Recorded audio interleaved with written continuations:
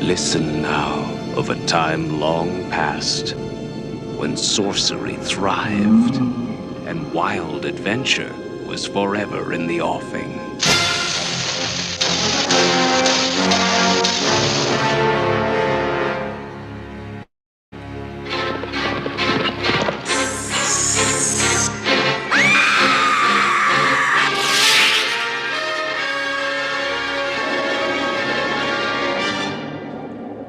A deadly sorcerer is called out of nightmare by a ruthless king driven into evil. And a mystical sword is forged for a mighty warrior who rises out of legend to topple a kingdom.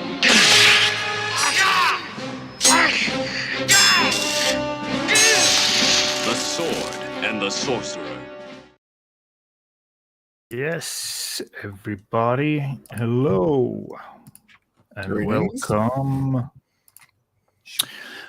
Welcome to World of Conan and the Sword and the Sorcerer movie review. We're joined by Zero-Zam and the brothers Grin, and I'm just gonna say hail to all the barbarians out there from beyond Vanaheim, to the south to the Black Kingdoms, from the east. From Mysterious Kitai, and then to the west to the Barkhan Isles, but no pigs allowed, as Conan always says. And we are trying to make a mess of things. Yeah, exactly, they do. So we're back with another movie review. Finally, after a long while, a lot of stuff happened. But it's cool. We're back, and we're gonna talk about the classic Sword and Sorcery movie called The Sword and the Sorcerer. I guess that's pretty apt. It's rather fitting. It's very well named. And the movie came out in 1982. A lot of misconceptions about the movie. Actually, one of the biggest ones, I think, is the one I thought as well, that it came after Conan and that Conan inspired it. Nope. But it actually came out before Conan, just a few months, and was inspired by Excalibur. Now, some claim that they would have read the script to Conan and that influenced this movie as well. I mean, I don't know how sure one could be of that, but because Excalibur was a real hit.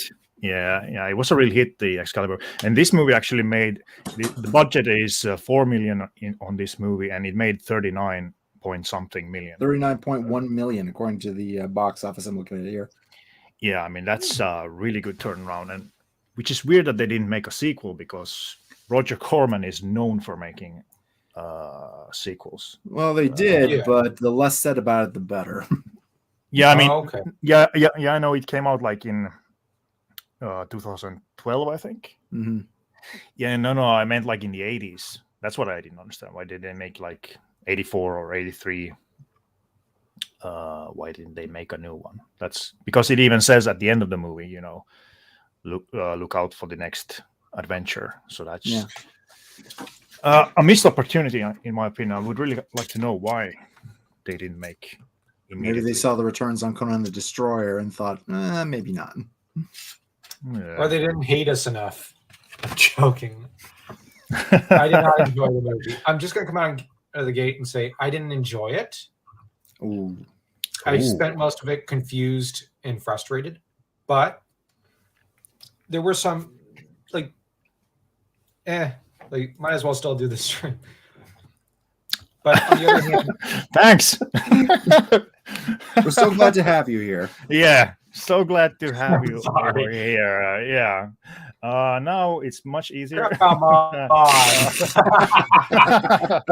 I didn't even do my outro yet. I'm sorry. My finger slipped there. Come on, you can't leave me as the only Canadian here. Yeah. Okay. Of course not.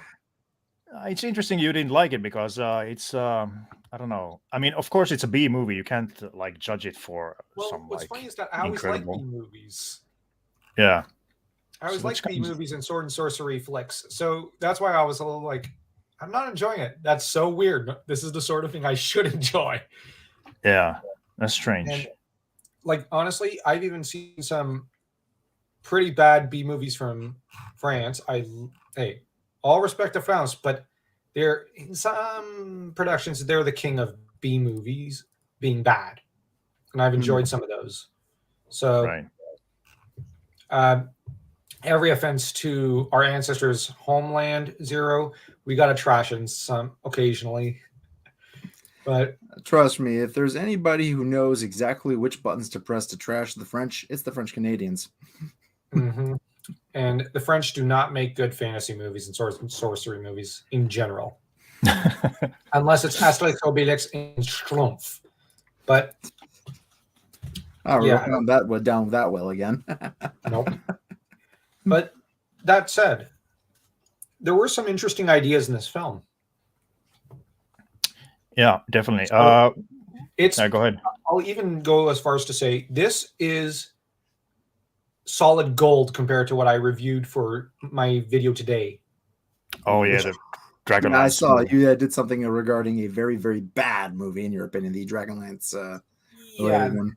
So now I said I didn't like this movie, but I didn't hate it. Like that piece of film. Yeah, that one was literally offensive to you. Yeah. You're talking about the early 2000 one? Yeah, the early 2000s Dragonlance film. I don't want to talk about it anymore. a new one came just out, and people are calling it bad as well. Yeah, the new D&D movie, you mean, or? Yeah, It's coming out next That one month. hasn't come out quite yet. Hasn't it come out? Oh, okay. I thought it. All right. Anyway. Oh, hail to Lord of Lek. Yeah. Yes. And as Lord of Lek says quite a bit in 1982, that's true. Beastmaster also was released in 1982. Oh yeah, we got to do Beastmaster. That's it. Beastmaster is top notch. It's like Yeah, absolutely. Haven't seen it yet, but it looks great. Lord of Lek actually has a great comment. If you could pin it. Yeah, the names are great. Of course, the usurper is Cromwell. The Great King was Richard. I love that. Yeah. Cromwell is historically such a good name. Isha was first not a good ruler, but Cromwell. Yeah, I love that. That was one of the best I think parts of that this movie. it comes down to that. Like you said previously, this was brought on a lot for the success of Excalibur, which is itself British fantasy and like that. So you can see a kind of a direct line from that. You look we'll see when we get into the movie, but there is a bit of the same kind of like feel to the early parts, to the Good King Richard and stuff like that. It has a very Camelot kind of feel to it, but we'll see as we get into it. Yeah, definitely.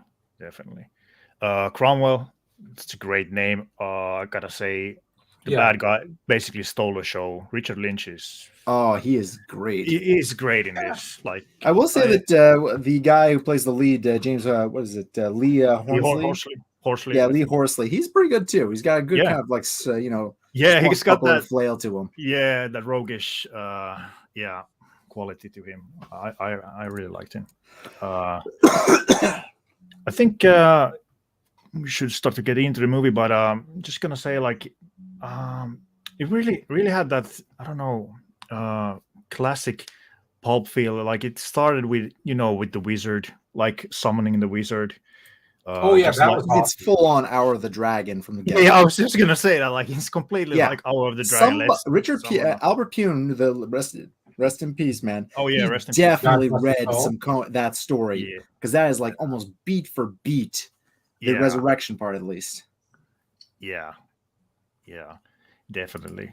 It does have one of the worst main episodes, but I was thinking about this.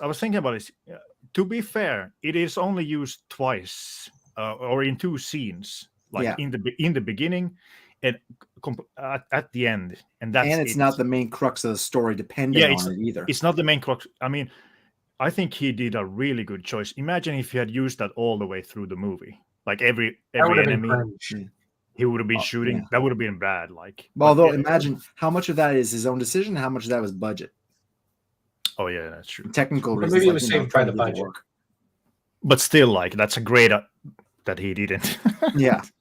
Because now it just keeps it to a few instances, and actually I think it works, as we will see at the end and in the beginning. Like kind of like I don't know, gives it a nice beginning and closure. Yeah, let's save some commentary for the actual film. Yeah, let's do it.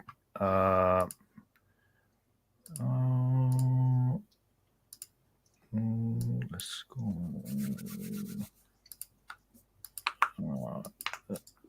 So we begin. Can you see this? Yeah. Okay, nice. So we begin with they're coming onto the shore. I thought the beginning narration was like, I would say perfect. Even I thought it was fantastic. The narration. Oh yeah. And the guy who does, I think it's Lee Horsley who does the narration. The main guy, Talon. And it really sets the mood.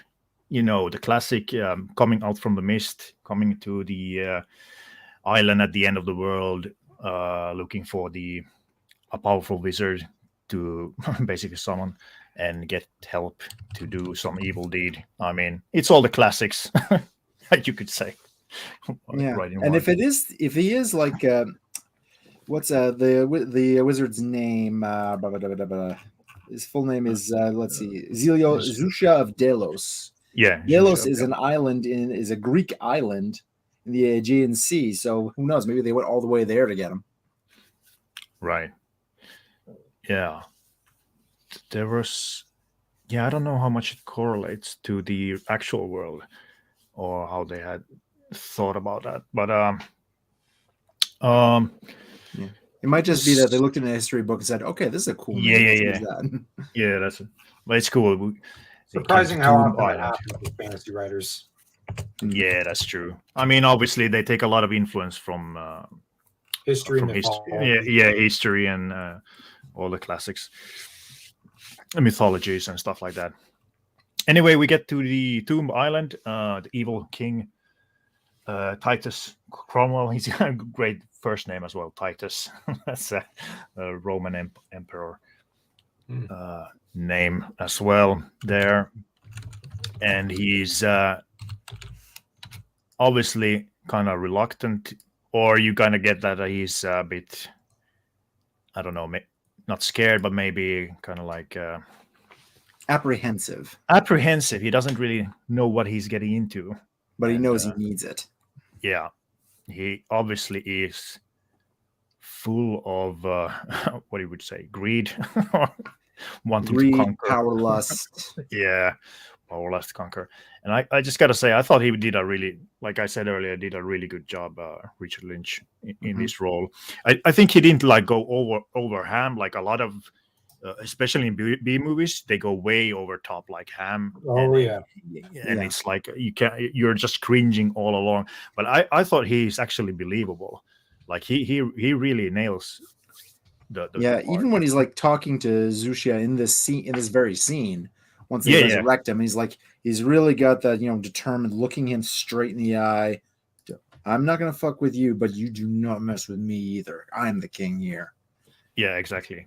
Yeah, you get to live like as long as I'm happy with you. And that's kind of bold to say to a sorcerer. Just summon, basically. Yeah, summon and watch do some pretty badass stuff. Yeah. Oh yeah. When they start the summon with some random witch they have with them, and then let's see if I can find the scene, but I thought the let's see if there's the scene where these like the heads in the tomb or the sarcophagus, like that was that is like incredible makeup. Yeah. That the basic makeup work for all the sorceress stuff in the movie when it comes to Zusha, that stuff is top notch. The work they did on Richard Lynch himself, although it's my understanding that he wasn't under the makeup a lot of the time, simply because he did not have a very good reaction to the stuff. So well, as for the faces on the sarcophagus thing, although this came much later, I wonder if there was some inspiration on the part of Full Metal Alchemist from that. like the popular manga, which actually has several homunculi, which have pretty much screaming skulls as part of their character design, such as Envy. I don't know about that, but I'm pretty sure you might have some inspiration for Berserk. That whole thing has, whole face screaming faces, making up entire landscapes in that particular manga.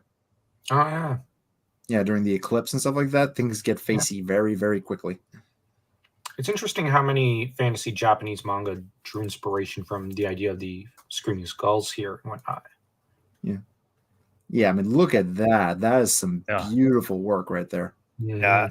That really creepy. Very creepy. It really jumped out. I thought that was whoa. For how much this movie is trashed, it's got a lot of good stuff in it, like heart and stuff, I think, and how they made it work. Well, I think you can really attest to that being why it made several dozen times its original budget. I mean, you take a small indie movie, you use your budget wisely. For really eye-popping for 1980s special effects, just like what we're seeing here, along with some decent actors, some good action, a story that keeps itself going throughout. You're gonna make bank. Simple as that. Yeah, I gotta agree with you. The story and all of how it just keeps on going, like it doesn't get bogged down. I've seen some other stuff of Albert Pyun's, and some of his other stuff like kind of gets bogged down, and it doesn't move forward. But this like moves forward all the time, and I think this was his first movie. Yeah, exactly. And I think it's probably his best, and it's definitely one of the strengths that it just keeps moving forward, and it doesn't like that could be one of the main criticisms. I think is the story or the characterization, in that we don't get a lot of character scenes like huge, like you would say. I mean, this is just extreme, but going to like Lord of the Rings, obviously they're completely on different spectrums. But what I mean is just we don't really get those well thought out or intimate character scene that really builds. It really just knows what it is, and it's just having fun, and it's just going forward with the cool little pulp story and just moving along. I would say that the story does have character moments, but they're in service to the plot. Yeah, there's no moments like you say in Lord of the, like in those larger like epic fantasy movies where the movie takes a moment to stop, have a scene with it, build up the characters, and then continue the plot. Here, the character moments and the plot moments are the same. Yeah, I would say like one of the scenes with Gandalf, where he speaks to in the first movie, where he speaks to Frodo that. Don't wish death and judgment on someone immediately. Good scene. But think on things, and they might play a role in the future, and that's maybe why Bilbo spared Gollum and stuff like that. Like, it really makes you think. That scene is principally a plot scene, but it has foreshadowing for what's going to happen later for Frodo. True. But I mean, like those kind of like big scenes or like character scenes, this movie kind of misses on that. I think. Oh, okay. In a way. Anyway, moving on. They obviously then summon Shusha of Delos. I wonder if Delos was an ancient empire like Acheron in the Hyborian world. Maybe they were thinking that. Let me look up some. Possibly. I mean, Acheron is technically a river, kind of like the river Styx. So. Oh yeah. At least in Greek mythology. Okay, Delos was famous as the birthplace of the twin gods Apollo and Artemis, whom in Greek mythology are a pretty bloodthirsty duo. It's also where Dionysus had a popular cult center. So alongside Apollo and Artemis, as I said, as well as Leto, mother of the twin deities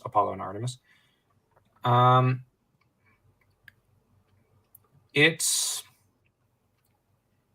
Interesting. also noteworthy for giving its name to the Delian League, which Athens dominated during the Peloponnesian period. And like, I hope I'm not interrupting the movie review. I'm just trying to figure out no. why Delos, but to an extent. But looks like the Romans took the island from the Macedonians and gave it back to Athens. Yeah, in 166 BC. Yep. Well, yeah, about 167 to 166 after the Third Macedonian War, which is really awesome to study. It's a very fascinating topic. And Delos was abandoned around the 8th century AD. Huh. That call.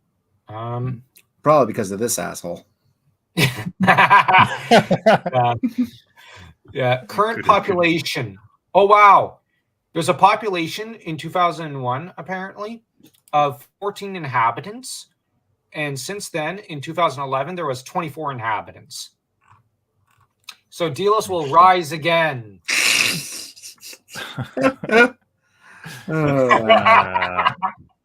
No thanks. But make Delos sorceress again. Yeah. But overall, pretty fascinating history. I'll have to look it up in greater detail later. Yeah. I think it's fun that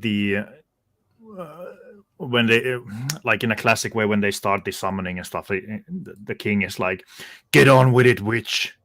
Like he's really, he doesn't care. Also later on, when one of Zeus's acolytes comes to see him, he's like, "Speak, dog," and I immediately thought of Conan. Like, yeah, the way he says, "Speak, dog." I thought that was great. Anyway, he then is summoned, obviously, and he has a back and forth with the king. Yeah, someone coming out of a pool of like blood, stone turned to blood, which is, a pretty badass entrance. Yeah, definitely. And you can see, you can see the extent of the makeup work done on him there. Not just the face, but also the fingers that have an extra knuckle onto them. Kind of the ET fingers. Yeah. With extra glowy bits too. Yeah, exactly. Bigger and better. Yeah. But when did ET come out? Because I can see it like, oh, you think you're a great thing, Spielberg? Okay, what? I'll give you one better. I got even more glowy. 84, 2 years later. Well, Spielberg should have upped his game then. Yeah, definitely. It's amateur. But thinking about the sarcophagus, do you think like the skulls in that is like his victims or his souls that like keeps him in a way anchored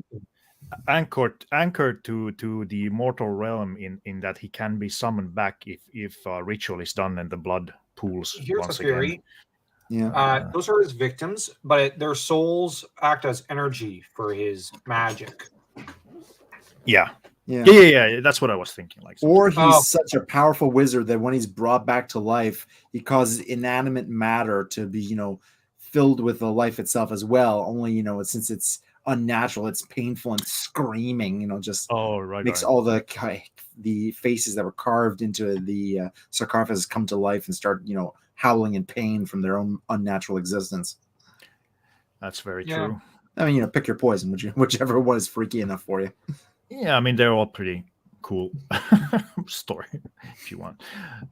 So we get, he then asks, "Who are you? Why have you summoned me?" All that stuff. And he then says he wants the richest kingdom. I mean, the king says to the wizard or the demon or whatever you want to call him. And then one of his henchmen, I think, says like, the king's henchmen, like, can he even do something? I thought that was kind of like, did you not just witness what happened? Like, he basically came back from the dead. You might think he has some powers or something. Like, one would hope. Yeah, it's like he just comes back and no, I can't do anything. Dies immediately. Okay, I don't know how to say it in English, but maybe he was Zero could translate for me. I don't know how to translate this phrase. Il piquait la lune. Oh, what now? Il piquait la lune. Peut-être. Oh, the guard il piquait la lune. Like he wasn't. He was poking the attention. moon. Yeah, he was staring up at the moon. Like he wasn't paying attention. He was zoning. Okay, the guard was just like, the guard wasn't looking. Right. Basically, the guard was not looking at him. He was just looking at the skulls and his faces screaming at him from all over the place. And not even paying attention to that. Just off in his own world. Maybe that was what was going on. That's it. Oh, yeah. There as for Titus, that's quite the chin he's got there. Sorry. Yeah. I thought that was like he uses the his abilities obviously to show that he's powerful. He takes the heart of his servant or the witch, and then says, "I am powerful. Like my magic is powerful. See, I am powerful." Yeah, as we're about to see here. It also makes a certain amount of sense. Yeah, rips her heart out. People of the black circle style. Yeah, I thought it was kind of a heartbreaker. But it also makes sense that he target her because she brought him up. Maybe she could put him down later on. All right, yeah. I mean, that's a good point. I thought too. I mean, it's like, I didn't think about that. Yeah, I'm cutting this particular line right here, and no more problems. That's true. That's true. I thought it was cool that he, the king, like, he's boom when that happens. He immediately takes his sword out, Like, yeah, and his expression never changes. He's like, if he is terrified, he doesn't show it. Yeah. He doesn't show it. To show it would be to show weakness. Exactly, and he can't afford that. Look at that face, like. Yeah, that is a face right there.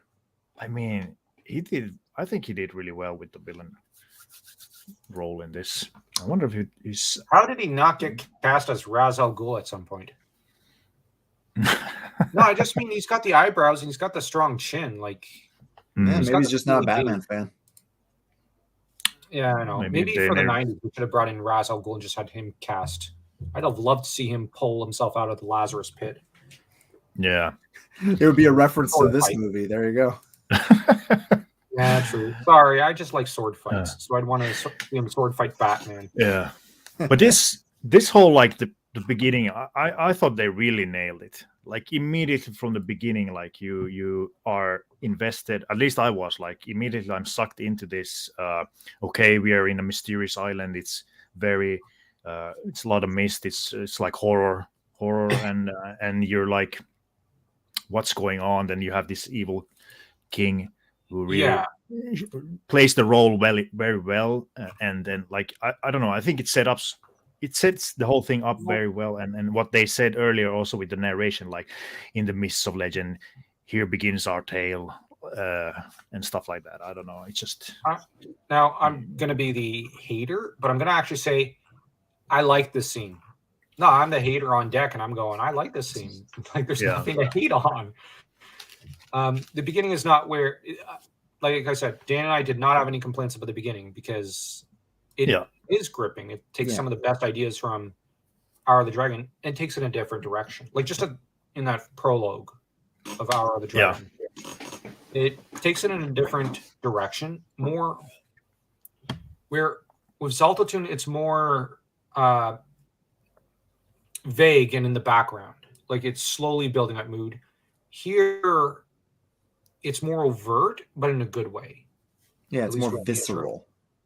Yeah, it's a lot more visceral. Like literally, there are viscera involved. Yeah.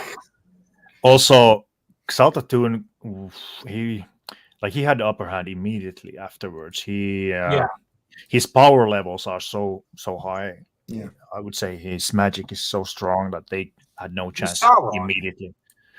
Yeah. I mean, in the comic adaptation, they call him the Dark Lord. So with good reason.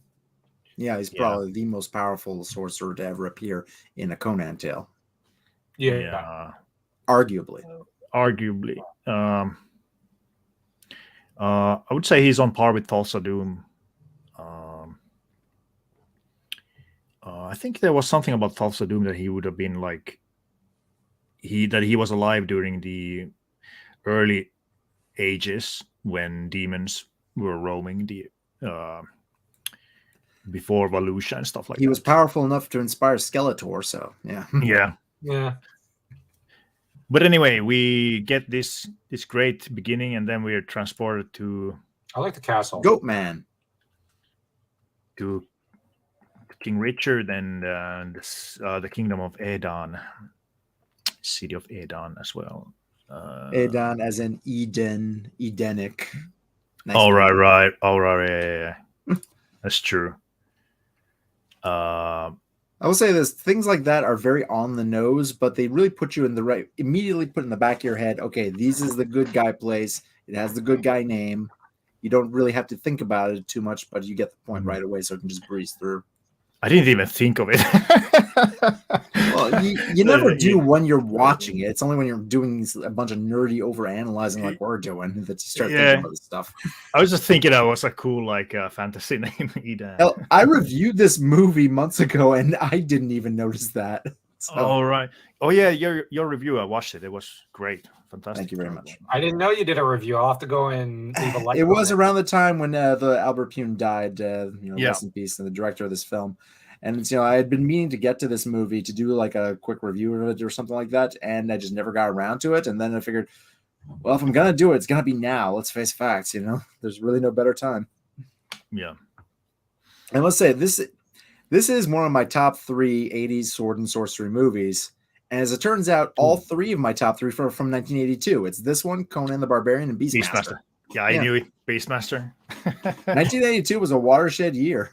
Yeah. What a good year. Where would you rank Excalibur?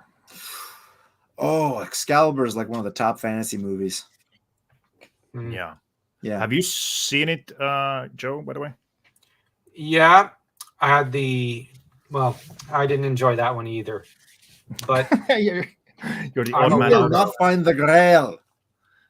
How can you not like that movie? One there, but that said, 1981, my favorite movie of that year was probably Dragon Slayer. That's a good one too. I love that movie. And when you ask me whether Conan the Barbarian was my favorite fantasy or sword and sorcery film of the 80s, Dragon Slayer was why I hesitated and I struggled, to be quite honest. World of Conan, I just love Conan the Barbarian, but when I look at Dragon Slayer, I also go, I love that film. So that's not either or. You can love them both. Yeah, I gotta say, Dragon Slayer. I thought it was a good movie, but it wasn't special to me, at least in any way. It's not one that I watch a lot of times, but it's a good movie though, definitely. It's more on the horror side in some ways, like using the dragon more as a horror monster of sorts. And the baby dragons eating the princess.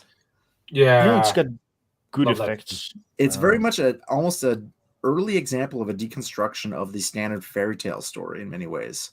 Yeah, that's true. The hero is not like the hero is not the hero you expect. Yeah, the princess doesn't get rescued. Yeah, the whole political situation in the kingdom happening as well, and the bringing in the Christian faith and its impacts on the fantasy world too. Wasn't the dragon also kind of like misunderstood in a way?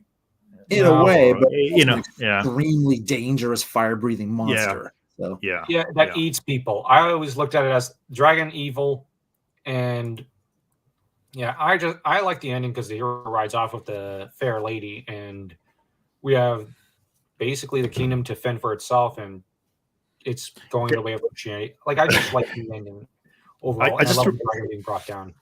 I just remember like a fairy tale. I just remember because I watched it after sometime in the early 2000s, I think, or in the late 1990s. I can't remember when I watched it, but I don't know. It was just the main character is the guy from Ally McBeal, and I had a bit of trouble to get past that. Which film was that? the TV show Ally McBeal that was yeah.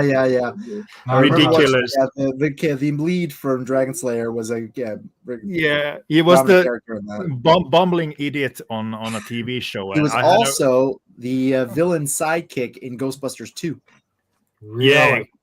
Yeah, exactly. Wow, Yeah. So it was kind of like this. I don't know. I just had some. You know him because of the hair, really. Yeah. He just played so many dumb characters. I was like, and an Asgardian in Agents of S.H.I.E.L.D. Oh. So a lot of dumb characters. Oh no. Yeah.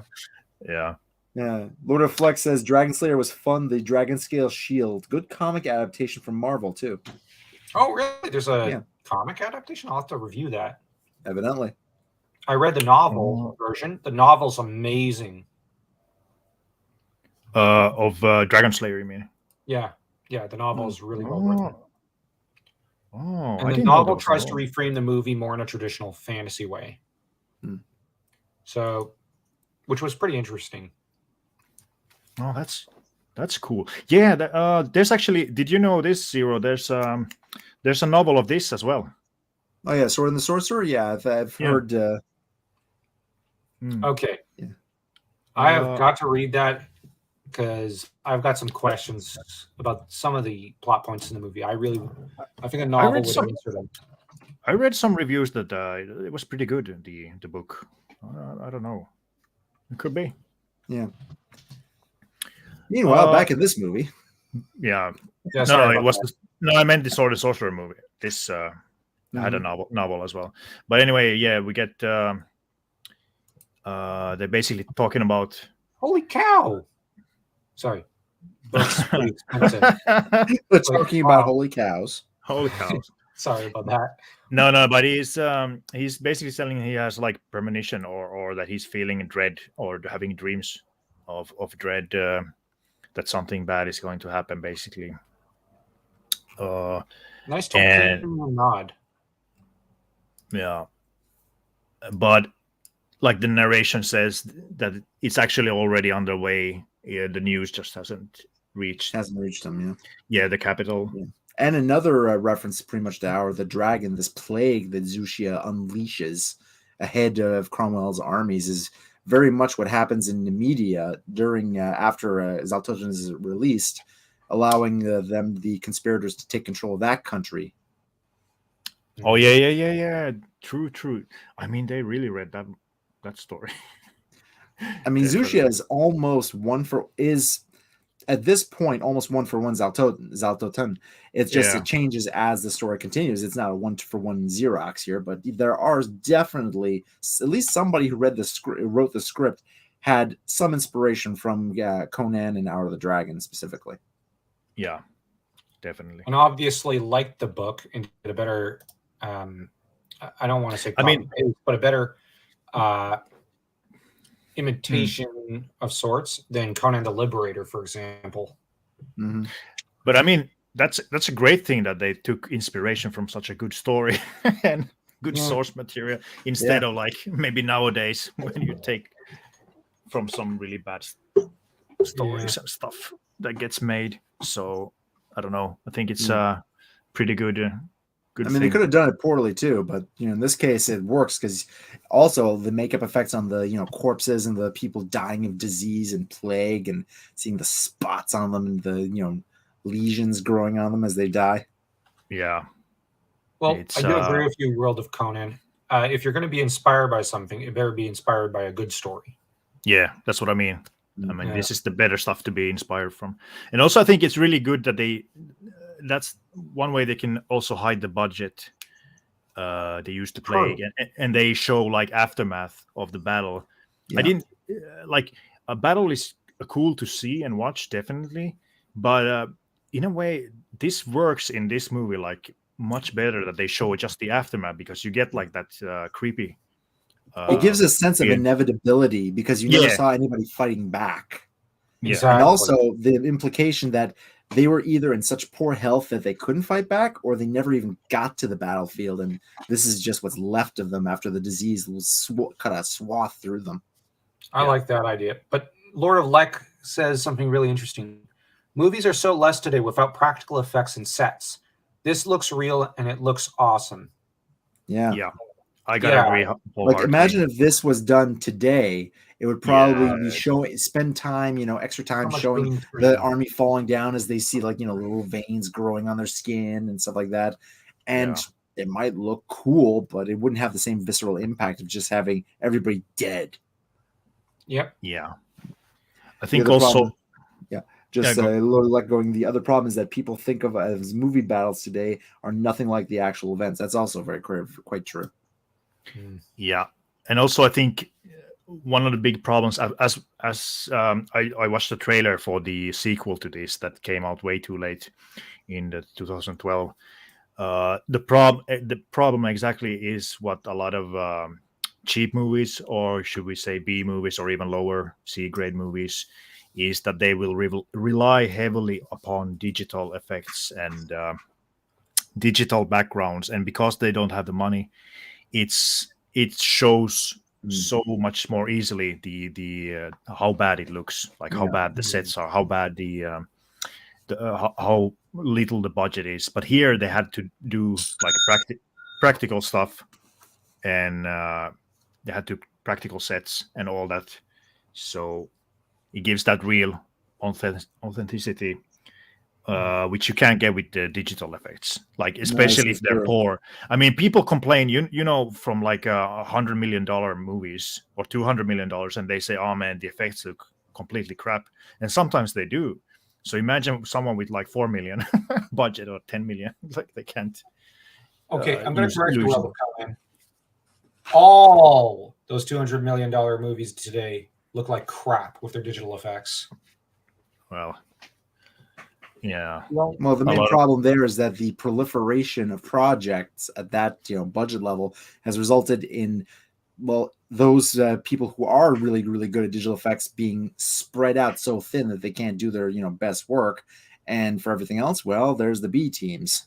So you're going to see, simply by the proliferation of these larger CGI heavy projects, you're going to see a lowering in quality compared to having like one big project with all the best people working on it versus a couple of the best people spread out over a whole bunch of different things. True. Yeah. And I think like that's one of the biggest problems. And that's why we don't see this golden, or we could say like a golden age of the B movies anymore, is because they don't make them like this anymore, because they really can't.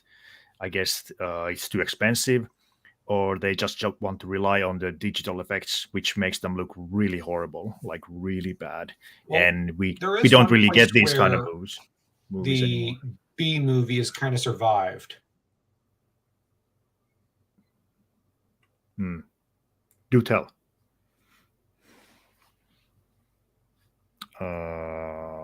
Did Joe freeze? I believe he has been hit with a hold person spell right there. Let me see. Go back to the.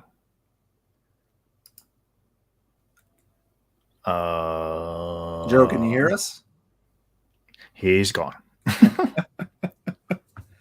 Oh dear. Let's see. Okay, he's back. Sorry about that. There we Lost go. my internet. Rise, Joe. Lost my thoughts. Lost my thoughts. But all I was going to say was that the B movie has essentially moved to fan films on YouTube, because yeah, that's true. That's true. Yeah, I've seen some really good stuff there. Yeah, like Friday the 13th. There's a continuation of Part 6 that ignores Part 7, 8, 9, 10, and all the rest. Yeah. You mean Jason doesn't go to space anymore? No, it just follows the Tommy Jarvis thing with 2 follow-up movies, and it's a great fan film called Bloodlines, and just pure B movie fun. Yeah, and action.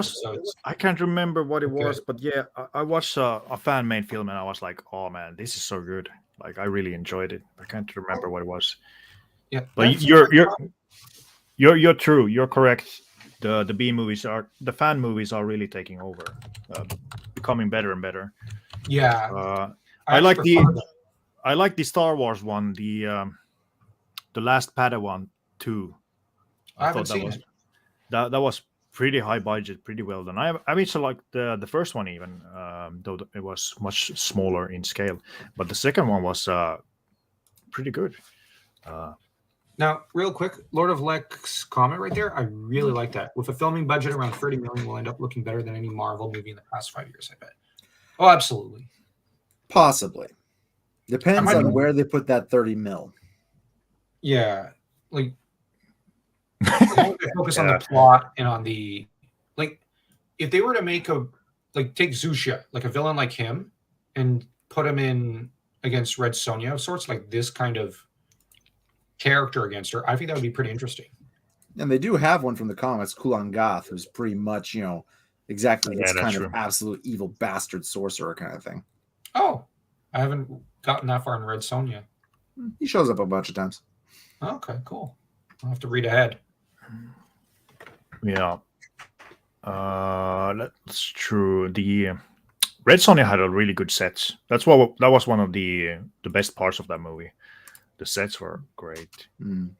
Well, yeah, again, physical sets. Yeah, but I mean, they really they really made them well as well. they could have been badly made.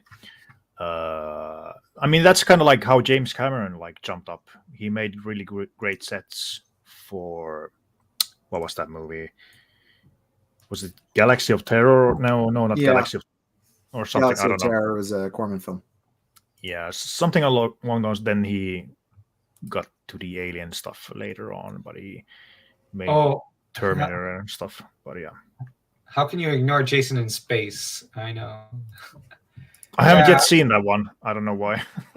I get it, stupid as hell, but stupid as hell, but fun. So it was fun. I've only seen Jason Goes to Hell. That one, I think. That movie was fun. Yeah, but 6 I think is one of my favorites. I like what Cinema Snob said in one review, because I like occasionally watching his reviews. Hey, spoilers! He might have found Jesus. I know nothing about Star Trek, so yeah, I'll take your word, Lord of Lek. That's one of that was kind of less in my neck of the woods. Star Trek ones. Let's get back to the sharing. I might have liked Star Trek better if they had Strumpf in it. Running around. They do. They're called Andorians. Okay. Or if they had Jedi in it. Yeah. They do. So anyway, back to the movie so we can get this through. So we get these great shots of the battlefields, and then we cut to King Cromwell as well again, and he's talking about that they do not need the sorcerer anymore because I think it was half at least, or over half of Richard's armies are destroyed already, so they cannot win. I mean, Richard can't fight back anymore, so Cromwell will win. That's a certainty. So I think that this is a good story point, that they actually take care of the wizard before he gets strong again, because that is the mistake. Well, I mean, Xaltatun in Hour of the Dragon is almost, I think he's immediately basically way too powerful. I don't know if they could have in the beginning, in the really early stages, if they could have done something against him, but well, probably they did, in the sense that they got the heart of Ahriman away from him. Oh, right. Yeah. You're right. He's still really powerful. Yeah. He survives a pretty solid shanking. Yeah. When he first awakens, I think he was temporarily vulnerable. Yeah, that's what I kind of meant. Yeah. Within a short period of time, he probably, the minute he remembered who he was, that's when I think his power started to take shape around him and within him. So as soon as they remind him, oh, by the way, you're Xaltatun, that was a big mistake. And I thought it was kind of interesting how weak Zusha is at this stage after he's done his great magic. I mean, yeah, it's kind of interesting that he didn't think of be on the lookout against Cromwell for basically backstabbing him, betraying him in his weakened state. I mean, maybe that's just he knows he can come back, or his arrogance. I don't know, but I thought that was kind of interesting. But still, it was a good plot point that he Cromwell is devious enough that he takes him out. Mm-hmm. And also shows the extent of Zusha's powers, at what they take out of him when he's using him to this level. It's like he doesn't just like wave his hands and plague happens. This is costing him something, in the process, and leaving him vulnerable in the subsequently. Yeah, right. The reason that's good. Yeah. And with Zaltotun, just to make the comparison, he relied a lot on the Heart of Ahriman for as a power booster, but even he needed to go and rest. Yeah, after the Black Lotus dreams and such. Yeah, after unleashing his plague and then blasting a whole cliff. So it's probably taken from that as well. Like he has to recharge, basically. And it's often the case for sword and sorcery, sorcerers, that they do, they can't just, pew, pew, pew, pew, pew, pew, pew, pew, as they say, There is very much that idea that power comes at a cost. And in the case of magic, it's a, more metaphysical cost than simply like, the gold and blood, sweat, and tears. The power of a mighty warrior comes from the blood, sweat, and tears he's willing to put into his sword arm. Right. The power of a sneaky, conniving villain is the power of the gold and his, power over others and his ability to manipulate and, all the time spent doing that. And the power of the sorcerer comes from, well, how much of your soul are you willing to barter off to whatever demons are out there? Yeah, exactly. Yeah. Like Dragon Knights, just to refer to a prop, like to compare to in contrast to a epic fantasy series, in their mages aren't bartering off their soul, but bartering off almost a part of themselves and their own energy. And you got some who never accomplish much. Then you got others who accomplish incredible wonders, like what Zusha does, but it always exhausts them and leaves them needing someone to pick them up physically and carry Raceland in this case. Yeah, Raceland, for example. I'm glad you know who I was getting at. I know a couple of D&D things. Okay. Well, Raceland would use his magic, then just get useless. But when he is in the throttle of his magic, in the fullness of it, no one could take him. But as soon as he's spent all his power, that he's limp and weak as a child. So Zusha here is kind of making a bit of, I guess you could say, fantasy history. He's but that's still kind of interesting, like why he doesn't expect treachery. Maybe he's dumb. Well, possibly. But there's also the idea of when someone is this powerful, you don't someone with this kind of an ego to him, a sorcerer like this would have, is probably not expecting to get betrayed by his lessers like this, or at least he doesn't think he's in a position where he can be. Exactly. It's basically the Sauron thing. Because Sauron doesn't expect anyone to just chuck the ring, and that's really dumb of him and very arrogant of him. Yeah, arrogance is very much his say. Yeah. He's just a moron who gets summoned up and dies immediately. I'm sorry. Every day. Well, remember, the only difference between Sauron and a moron is the S. Yeah. Yeah. But there's also a great deal of arrogance on the part of Cromwell here, too, thinking that just this guy came back from the dead. You really think sticking a butter knife into his chest is really going to do that much? Come on, man. You might want to think this through a little bit further than that. Get some, like bury him up to his neck in salt or something. Chop the head off. But Zero, maybe he's dumb. I mean, I'm sorry. I spoke without thinking. It's like, if you're so smart, how'd you end up in that tomb earlier, But in all seriousness, with Cromwell there, I think it boils down to he's used to solving most of his problems with his sword.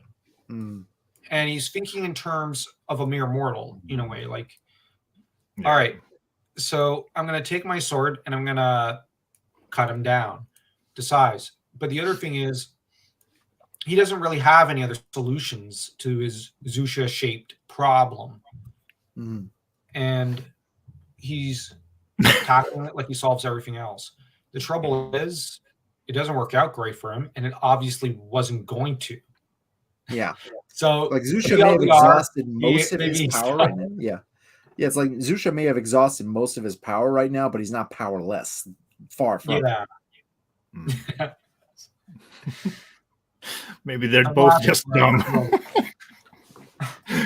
I mean, neither of them wins in the end, so. Yeah. Oh, yeah. Lord of Lek is right about one thing. Even Caesar got the knives, and he even had warnings. Yeah, True. Yeah. Like, at some point, you become too arrogant to properly be reasoned with. Yeah, that's true. I mean, that's a lot of examples in history. They get high on their own supply. Hitler being one, basically. Well, Stalin and all those guys. Yeah, but Caesar's a great example. You even look at Caligula, Nero, Commodus. Mark they all Anthony. thought, well, I'm too untouchable. I'm too powerful. Nobody's going to come at me with a knife. Well, almost every time he did. Well, I mean, Commodus got drowned by his wrestling partner. Well, no, he was strangled to death by his wrestling partner. Oof. So that guy did not come at him with a knife. I was about to correct myself, but thank you for pointing that one out, Zero. Yeah, strangled by he was not killed by Maximus, for everybody watching. No, that is inaccurate. Yeah, that's true. He ended up, getting strangled by the guy, and he actually liberated the guy. So that's actually pretty funny. Oh yeah, that's right. Went out like a punk. There's an actually earlier movie about Commodus from Hollywood. I think it's called, what was it? The Fall of the Roman Empire. That's. Oh, I've heard it was a great film. Yeah, it's a good movie. It's got Alec Guinness. That's always a good sign there. Yeah, so it's a good movie. It's from the 50s, I think. Oh yeah. I've seen about 4 reviews of it, just not because I was looking for them, but thinking about these Roman movies and stuff like that, these Sandal epics and stuff, I think they're kind of like forerunners to the Sword and Sorcery movies. I mean, Sword and Sorcery are just in a smaller scale, but those are definitely like those Roman movies. And depending on the movie, it can have a similar scale. There are plenty of Sword and Sandal movies that also weren't quite as massive as something like Ten Commandments or Cleopatra or all those ones. Yeah, that's true. I think The Robe was a pretty small movie, I think. But yeah, there's a lot of examples. Not everyone is Spartacus level huge. Anyway, he sticks the knife in. I guess he misses the heart, basically. Yeah. Or this guy doesn't really have a heart. Let's face facts. Yeah. That's good. And shank. Yeah. It's like, my spleen. Yeah. I don't know what I need it for, but I need it. Oh no. I'm gonna feel that one in the morning. Feeling my breeches. Oh no. Toilet. Yeah. If only that guy screamed like a little girl. Yeah, and then he goes off the cliff, which Lord of Lek, you are correct. The stuntman for that particular scene did, in fact, miss the airbag, and ripped for that guy. Oh, that's horrible. Yeah, didn't know that actually. Yeah, stuntman Jack Tyree was killed when he jumped off a cliff and missed the airbags. Yeah, that's terrible. Right about there. Yeah. But it's interesting that they try to knife him once more, even before he. Because why not? Yeah. One more dagger stroke for good luck. But I think that's what I liked about this movie. They had like these small things that they thought about, like small details can really add a lot to a movie. Like you know, things like that. He tries to stab him, even though like some movies wouldn't have done that. Yeah, just like pushed him off the cliff, or or just left it like him just jump, or like in the cave when he draws his sword, like he could have just stood there standing, but they add that thing, to give it even more menacing, like that. Well, that's what I mean by character moments during the plot, as the plot moving along. Like that right there is a character moment. Yeah, and I thought that was it's well made in that sense that they thought about these things. They didn't just like he's Albert Pyun's movies are kind of accused a lot about that he just rushes through, or that he rushed through making the movies and didn't think about basically anything. But not in this one, I think. Like in this one, but probably his earlier movies were the better ones. So maybe in the later stages, it just became a rush job. Every one of them, I don't know.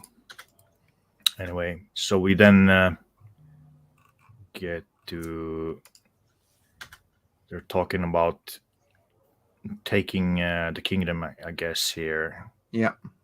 All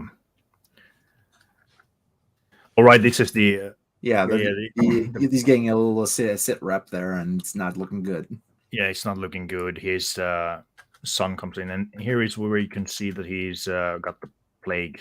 Basically, the plague that Susha has made. I think they didn't really say. Did they say it in the movie that a plague was unleashed? I think they. Yeah, they did say it. Yeah, sure. It was the voiceover during that bad when they showed the leftovers of those corpses. On the ground. Right. Yeah. So anyway, that's one of his sons, and that's. He's got a few more. So what does he care? He's got the heir and he's got the spare. Yeah. No, he's not Henry the Seventh, who was callous like that in some ways. So basically, he warns that it's lost. The army is lost. It's they only have, I guess, a small garrison left, or a small army, part of the army left to defend the last bastion, basically. Yeah. I'll note here, I'm looking at this scene here on my side here, and there's a really good effect just as after that point where you were at, where the lightning strike, flashes, and you get a really good look at the makeup job right there, about there. Give it a sec. All right. Yeah, that was great. Like the small shots once again, like small things added. Also, like I noticed in the beginning of the film when they're coming to the shore, and the narration like gets done, and immediately like lightning strikes. So like small things like that they added, which good sense of visual timing here. Yeah, definitely. So after he dies, we get like the first, the introduction of baby Talon. The main character Talon, and I actually thought he did a pretty good job. This kid actor, he wasn't bad, I thought, and he kind of looked similar to Lee Horsley. So I thought that was nicely done. Basically, they're ready to go to the battle. Talon wants to go as well, but Richard says, "No, that's not. You have to avenge us." One son. Yeah, you have to avenge us if all goes sideways, as it does. So, which it will. And this is also the first we get of the sword, the famous triple-bladed rocket sword. Bright sword. Yeah. Although we don't know beautiful. about the rocket part just yet. That's coming quick. Yeah, that's coming just a few scenes later. Handed him a gun instead, but I guess he didn't. He thought about gun control laws and wasn't worth going through. So just give him a triple. Yeah, you have to give him a handgun, which is like, a little like staff with like a little fuse at the end here and a big barrel-shaped bit at here. And it's just like one shot, just. Yeah, it is interesting that they chose this kind of weapon, like a special gadget. I did hear like 80s were known to that there was always like a gadget or something. Yeah, Krull had the glaive. Which is not actually a glaive. Yeah. There was always the MacGuffin or kind of like special weapon. Like in Beastmaster, he has that weird kind of like, flip out boomerang thing. And Conan has the Atlantean sword, so it's this kind of his particular weapon. Yeah, there's always that element of some kind of iconic object, something that'll look good on the poster. Yeah, I don't know how they thought about this though. I think they were high. Yeah, I was just gonna say they were high. High on their own supply. It's like they got really high on a bunch of pure, nice 80s cocaine. They got cross-eyed looking at a sword and kind of like seeing like with 3 blades and like, hey, I've got it. Yeah, hey, and then collapsed for a while. And it's like, hey, what about 3 swords? But that's 1. It's like, dude, and what if what if you can shoot the swords? Ooh, dude! But what shoots it? Who cares? Well, compressed air, as far as I can tell. Yeah, exactly. Maybe Magic open springs. Maybe they blow on the sword. Anyway, he gets the sword, and then they show once again the last battle. Basically, the aftermath. It's over. And Talon is also walking in the battlefield, and he finds, I think that's one of his father's generals, I think. Mm-hmm. And he says that it's lost and he's got to save the queen because Cromwell already has... Oh, I jumped a bit too much. Cromwell already has the king, King Richard. We get to this. This is kind of interesting. Like, did Cromwell basically pay these guys? Because at first, I mean, these 2 guys should be on their side, right? So I was kind of like, did Cromwell pay these guys then? I guess, or did they just jump ship knowing that it's lost? So they possibly. I was kind of like, yeah. So basically, then Cromwell comes over, and for some reason, he wants her to proclaim him as king. I don't know what. Well, what's the point at that point? I guess it implies that if he marries the queen, there he has at least a certain greater degree of legitimacy, aside from just being the conquerors usurping the throne. In that regard, yeah. I was just thinking, why would he care? It doesn't seem like a guy who cares. Well, it's not so much for him, I think, as so much as for the other kingdoms around it. Oh, right, yeah. Probably, yeah. Which we do meet later on. I mean, that's historically why people did this kind of stuff. Yeah. Yeah. There's only really one country where it didn't really work too well a lot of the time. La France. And that was because France had the Salic law, which said no woman may inherit the crown or help legitimize your way to the crown to a large extent. So it was basically the queen dowagers were useless. Interesting. But so then Cromwell basically kills. No, I was just thinking like Cromwell, like his personality just seems like he doesn't care about it. He's a conqueror. He will conquer, like he doesn't care about those small things, trivial things. I don't know. Well, he's gonna keep an eye out for the other neighboring kingdoms, as Zero talked about. And also, let's face it, at this point, he has conquered. Now he has to, cement his rule. Yeah, that's true. That's true. Which is also one of the reasons why he's, also hunting down the Richard's descendants, such as Talon right here. Yeah. Then we get the first of the two scenes with the magic sword. Yeah. Is it magic though, or maybe it's just mechanical? Given the kind of colored sparks that come off of it whenever it clashes with Cromwell's sword, I'm thinking there's probably some magic involved. Oh yeah, you're right. I think that's the implication in any case. Yeah, that's true. So here we get on nice fall. It doesn't even work first time around. And never works the first time around. Yeah. I thought this was well done. We get the slow motion here, like this. I think that's well done. And here we go. Boom! This is like, where did it go? That's when first time watched it. The sun, where the sun don't shine. It went like through his head all the way, and then just stopped just as it was about to exit completely to the other side. Yeah, that's what I was like. What happened? Like, couldn't figure it out first time I saw this.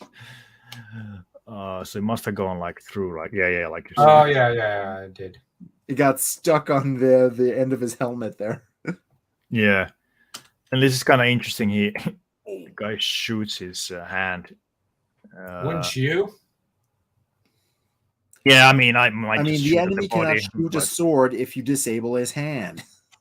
All right, Starship Troopers, great movie. So then he fires the next one. Underhand. Boom! And dude flies. Oh, that's an 80s jump, that. Yeah. There was either you either bounced back on a trampoline, or there was an air ramp that just launched him. Or there was a guy on the out of camera with a pickup truck with a rope attached to him, just driving back and yanking him back as the thing of the hit. You never know with these kinds of movies. Yeah. And basically just Cromwell comes to look at what that was, like the aftermath of that, and says to get that boy and don't come back until you have him. Mm-hmm. So I guess this guy is dead. I don't remember him afterwards, but maybe because they don't get him for at least 11 years goes by. He grows into manhood. Yes. I think that this is a pretty good scene, like this classic. Reminds me of like all those posters, 80s posters, sword held up. Mm-hmm. Or like all those Man of War covers, like the band. Only slightly less muscular in this case. Yeah. Yeah, so far. Just give it a sec, Zero. He'll be muscular in a minute. Yeah. This is actually also a great example of that. You've done the hero's backstory. Okay, good. Yeah. Now we're cutting to decade later, and he's done a whole bunch of stuff all over the world, gone through adventures, fought many battles, and we're not going to see any of it. Yeah. You're just going to assume it all happened.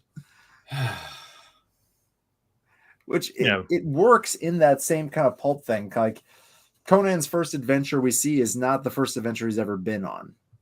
No. Yeah. In that sense. Yeah. It's very much in the pulp tradition. Mm-hmm. Also because basically that's not the story right now, like what he did in those interval years.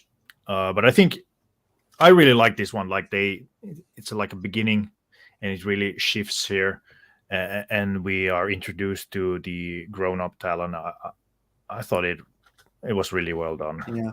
And the interesting thing is that all this stuff that he's done in the past gets referenced during the movie by other characters as like, this is Talon. He did all this stuff, So it's not completely useless in that regard. It's very much, like important to the plot in the sense that it brings other characters to come into alliance with him. But it's useless to bring it up during the story because it's just like his backstory in a way. Just quickly getting it out of the way there. So I think that's a good reveal of our main character then. And like the narration speaks about the, that he was a slave, a pirate, and all that stuff. Just I thought about Cole basically, and Conan obviously as well. What they accomplished, so it's definitely in that same vein. So we learned that he learn more about the backstory. Intervening. Well, you're not getting anything, so I know. Learn to live with it. Yeah, we learned that the neighboring kingdoms owe him their thrones in many ways. That they're great pirates that sail the seas who know of his name and are willing to throw their swords in with him, and that he's done many a great deed. And that's all you need to know. And he's a leader of a mercenary group. And I loved. Is it here? The what's it?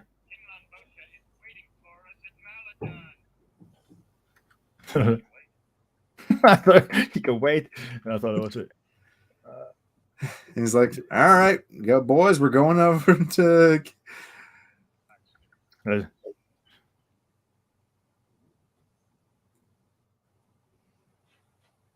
That's what that was. Yeah, that's what that was. That's such a classic. Like, then we win it back. In that adventurer spirit. Yeah, this movie's funny in many ways too. It's got that tongue in cheek, but honestly, it's got that classic swashbuckler movie kind of flair to it. Just with a bit more boobs and blood. Yeah, that's what I was going at. Yeah, exactly. With the the line that he just said, like, "We'll just win it back." Just made me think of those swashbuckler. Yeah, he's like an '80s Errol Flynn kind of thing. I was just thinking that. Yeah. Errol Flynn. Yeah, Robin Hood and all that stuff. Into the pirate movies he did as well. Yeah, or Three Musketeers and stuff like that. But it's that kind of attitude. Well, it's an 80s version of that attitude, but brought in with the sword and sorcery kind of stuff. Yeah. Lord of Lex said, all you need to know is that they gain skills and maturity. That's true. About Talon's backstory, basically.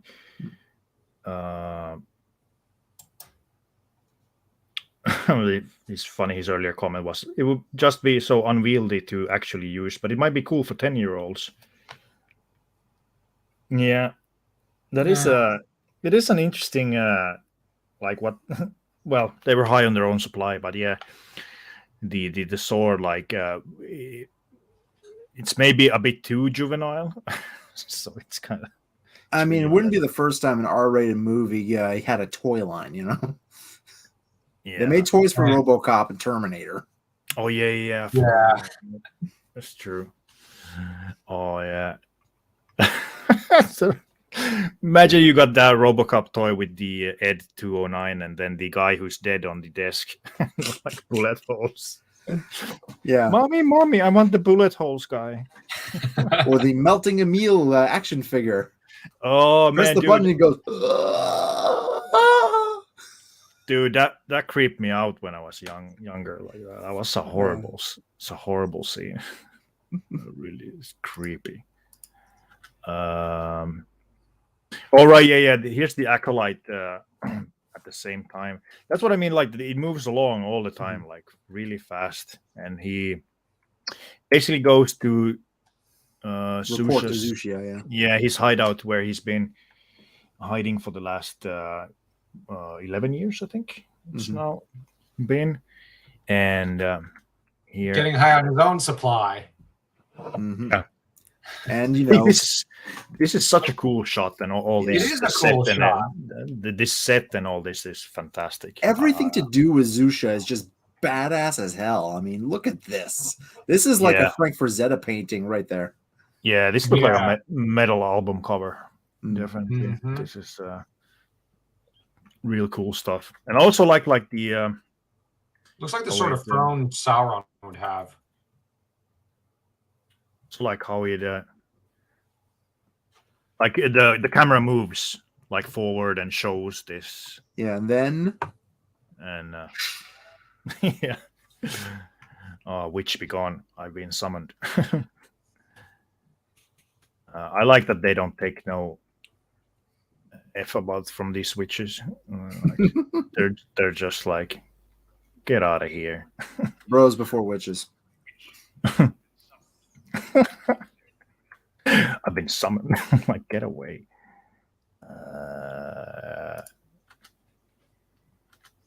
Is it here where he says, is it...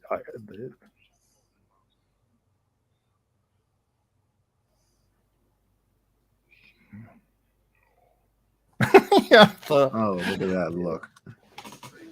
Is that a speak dog? I don't know. That's just a funny Conan. I just think. I just Conan like the visuals of this scene. Yeah. Yeah. And this is the first indication that, not all is well in Cromwell's kingdom. He's speaking about a rebellion and how he's going to, capture the princess and all that stuff. And that's what, gives Zushia his moment to like, the time has come. Yeah, he's basically been gathering this power and and then he's fermented the rebellion. But the scene is also to hell in a way, like just in classic literary terms and visuals, because like he's basically the lord of a fiery realm in a way right now. Yeah. This is the perfect environment for a guy like him to be hiding out. Yeah, it fits him really. Yeah. I wonder if he cooks s'mores every once in a while. Of course he does. Everybody loves s'mores. What are you thinking? Of course. It is interesting this thing that he says, like in the rise of the seventh moon, and I will be his flesh. And I was like, what? I lost my camera. Oh, no worries. Shit. Sorry get for the it. Maybe you can get it back online. I'm trying. 1 second. I'll just. Never mind me. I'll try to. Yeah. No problem. So that's what one thing I was thinking about Zero was like when he says he wants his flesh as well. Yeah, he says I'm looking at the video on my end here. It's like on the rise of the seven moon, Cromwell's throne, Cromwell's bride, and Cromwell's flesh shall be mine. Yeah. What do you think he means, like with the flesh? Did he mean like literally? Oh, he's gonna kill his ass. That's what he means. Oh, okay. I was like thinking he would become Cromwell. I was like, nah, he's very much like, I'm gonna take his throne, I'm gonna take his girl, and I'm gonna take his life. Right. Well, so long as he leaves his pet poodles and his huskies intact, I don't have a problem with Zushia. I think that Cromwell's more of a cat person, so. That's fair. So, well, as long as he doesn't touch the barn cat, he can kill all the cats in the castle. I'm fine. Barn cats are always cooler. I actually thought he would become his flesh or something. Almost like because it sounds like in his flesh. Well, he's already got another meat puppet, as we'll see later on. Yeah. That'd be cannibalism. That'd be gross. What if something got caught in his teeth? I really also like this. Yeah, I really like this shot when it like zooms in once again now on Cromwell at the same place as King Richard was. I was gonna say it's a visual like cue. Visual cue. We're supposed to compare the two. Yeah, but also it's a cue we go from Zushia announcing his plans to the subject of those plans, and you can see that he's worried and that he's downtrodden and like feeling down and obviously extremely stressed out. So it brings a link both from there to there, and also to, as you said, visually from Richard to Cromwell as well. And Richard was also spoken of and schemed against, and looked old and stressed, and we see the same has happened with Cromwell here. Yeah, so, and also his surroundings. No, he's stressed about his conquest and whatnot. So here's the question: Who conquered whom? Did he conquer Richard's kingdom, or did it conquer him in a way? Given that know how old he's gotten. Well, as we see from later on in this very scene, he mentions he's been worried about Zusha this whole time. He's he's dealing with the rebellion, and he's dealing with Micah, Prince Micah's rebellion and stuff like that. And he's like, okay, but behind them, I know it's Zusha. Yeah, Zusha has been preying on his mind all this time because he knows he's still out there and he's going to want payback for what he did. Yeah, because they never found his body, obviously. Yeah.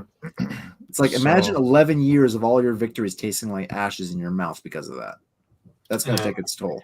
I mean, to be fair, it's no wonder he should be scared, basically. He saw how he won. Yeah, and he easily be turned on him. Also, the visual cues. I mean, it's a basic one, but like his surroundings are also kind of decrepit, like dying. Well, while when the shot was on Richard, everything was like healthy. Yeah, and, it's very much that classic, as we mentioned, like with Excalibur in 1981, where as you know. As the ruler does well, the kingdom does well. As the ruler does poorly, the kingdom does poorly. Well, that's a very Celtic literary technique in psychology. Because the concept of the Fisher King as well. When you read, like I had to read a lot of Celtic sources, and the sources would always say, well, the kingdom was flourishing because we had a good king or the rightful king on the throne. But then when the kingdom would not be flourishing, they'd say, well, I mean, we got to kill our king because clearly there's something wrong with him that's causing the land to decay and whatnot. In particular, the Scots were like that. Yeah. But here, this is a good visual to show he's brought nothing but destruction and death, decay. He's not the rightful king. Archetypally, he went from the sadist, kind of sadistic Shadow King archetype to now being a insecure, weak Shadow King archetype, in marked contrast to Richard. Who still kind of tries to project strength, even though himself is, he's on wobbly legs right there. Yeah, and Richard was the king in his fullness, but older, so that he could not complete the warrior's duties that a king typically should, because he's too old for them.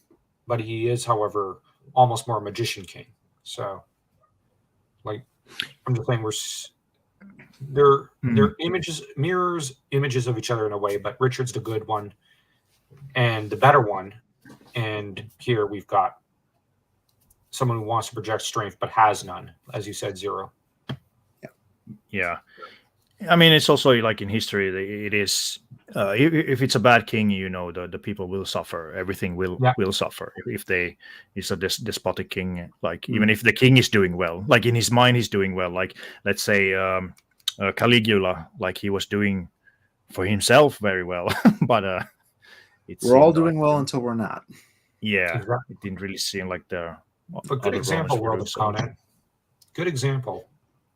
Yeah, I watched some documentaries on him because he's kind of an interesting character. Because did you know that his first, basically half of his reign, or not, first year, 6 months. Of his reign, 6 months were perfect, like peaceful and great and prosperous, and everyone loved him and everything was well. But then he fell sick, and when he awoke from that sickness, he was basically almost in a coma-like state.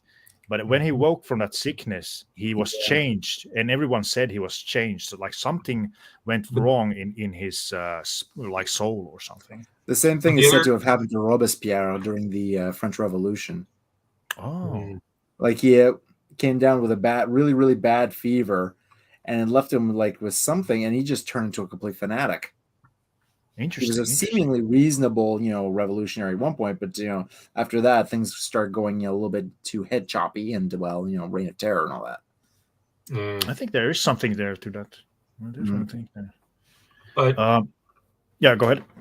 Oh, I was going to say with Caligula though, the Rome would not see a good ruler after, to an extent, Tiberius. From Tiberius up to, I believe it was Vespasian, Rome would have nothing but bad rulers. In Caligula, Nero, and Claudius, who were all three pretty bad rulers. Claudius at least built some monuments, but he was very head choppy, so to speak, with a lot of senators and a lot of people, because he had a hit list, just as his stepson Nero and his nephew Caligula did. Also, there's some sources regarding Caligula that after the 6 months, and after his coma, and when he woke up, there was another factor that kind of may have driven him a little batty. He spent most of the treasury. So now he's actually got to work to put money in the coffers, and that also contributed to stress because, well, not having money will do that. Yeah, and the trouble is, he didn't need to spend the money he did in the first 6 months. He just went on a huge shopping spree. When Augustus and Tiberius were fairly frugal, and the difference between Caligula, Nero, well, Claudius and Nero is they also wanted to live ostentatiously. Augustus and Tiberius were very frugal, and they didn't want to live. They wanted to live within their means and on essentially an allowance, not on massive state budgets. Yeah. Whereas Claudius can best be described as poor impulse control. Yeah. Wouldn't his hit list also been like? Wasn't he slighted a lot because of his physical appearance, stature, and stuff? Like that? Yeah.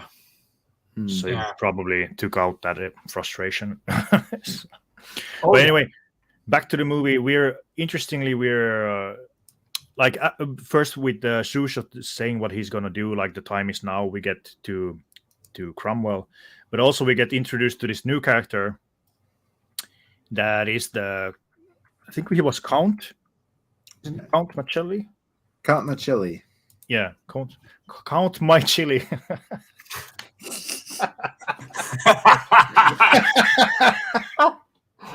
Oh, sorry, I'm cracking myself up. It's late. Anyway. Yeah, Machiavelli, possibly related, kind of, inspired by Machiavelli, maybe a little bit to get that kind of same vibe. Yeah, definitely. It's a bit on the nose there, Machiavelli. Count Macelli. Obviously, liked his chilies drinks. Yeah. But it was actually. I forgot about. I had seen this movie like a couple times before, and I watched it yesterday. Hadn't seen it for many years. But this guy is Zusha, as we learn later on as a spoiler, or it's revealed. I mean, later on, and and a very nicely gory moment right there.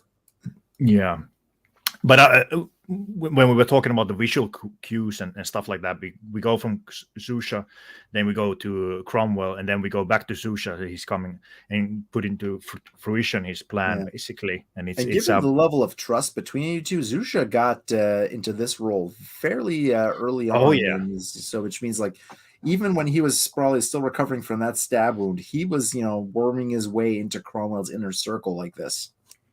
Yeah, that's one of the things I was thinking about as well. Like, how did he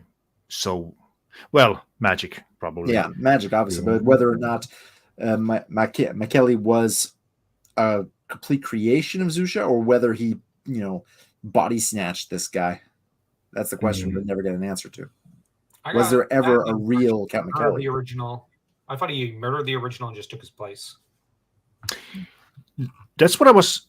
That's one thought I had during the movie. At one point, it probably wasn't. I was just thinking about it. But the acolyte who comes and reports, like, I thought he kind of looked like this guy, so that he basically killed him and took his place and became this character. I don't know. Maybe that's just gonna. But anyway. Just one. Anyway, they talk here. Basically, this was. They need Cromwell to be at the war party, basically going over the war plans. But he is obviously completely in his mind about Zusha and basically dreading losing his kingdom. Basically, because he's on the verge of complete victory at this point over the rebels, and that's the moment where, if you're the kind of guy that Cromwell is, that's the moment you're really gonna dread everything the rug being pulled out from under you. Yeah, so he leaves it to Machiavelli here to lead the generals, basically. I gotta go use the washroom real quick. 1 second. Yeah.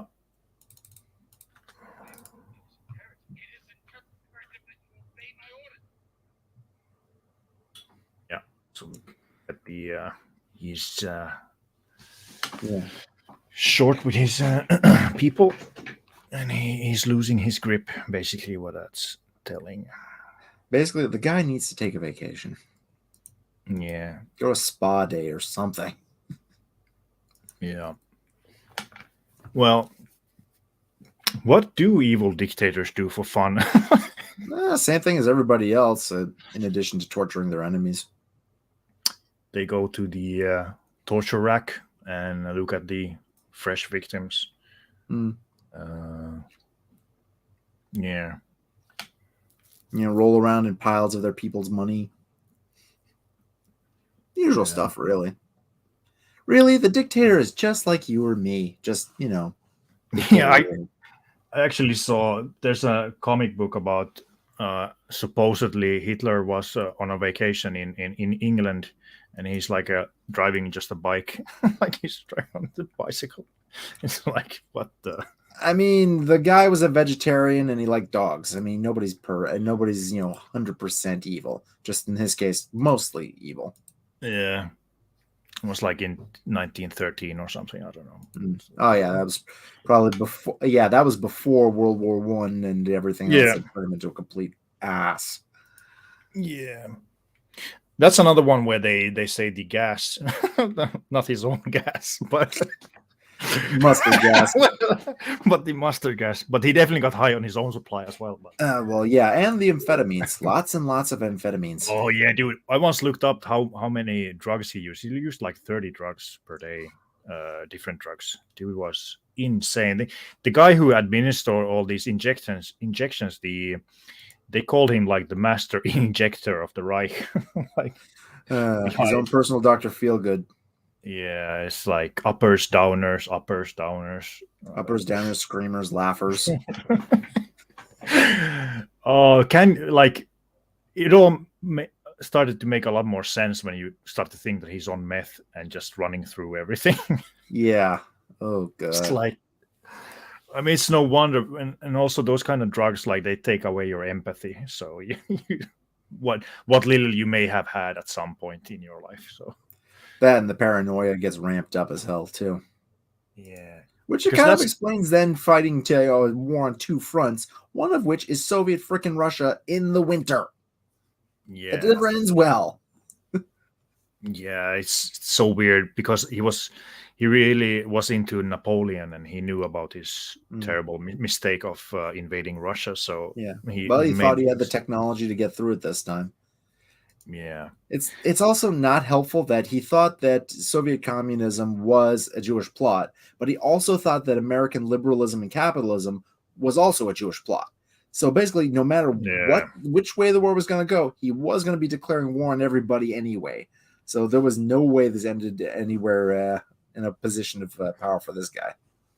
He was going to end up making this stupid mistake at one point or another. I think the meth thing is why I think there was an assassination attempt on him when he was at an art gallery and he was looking at the art. Also, Himmler was there.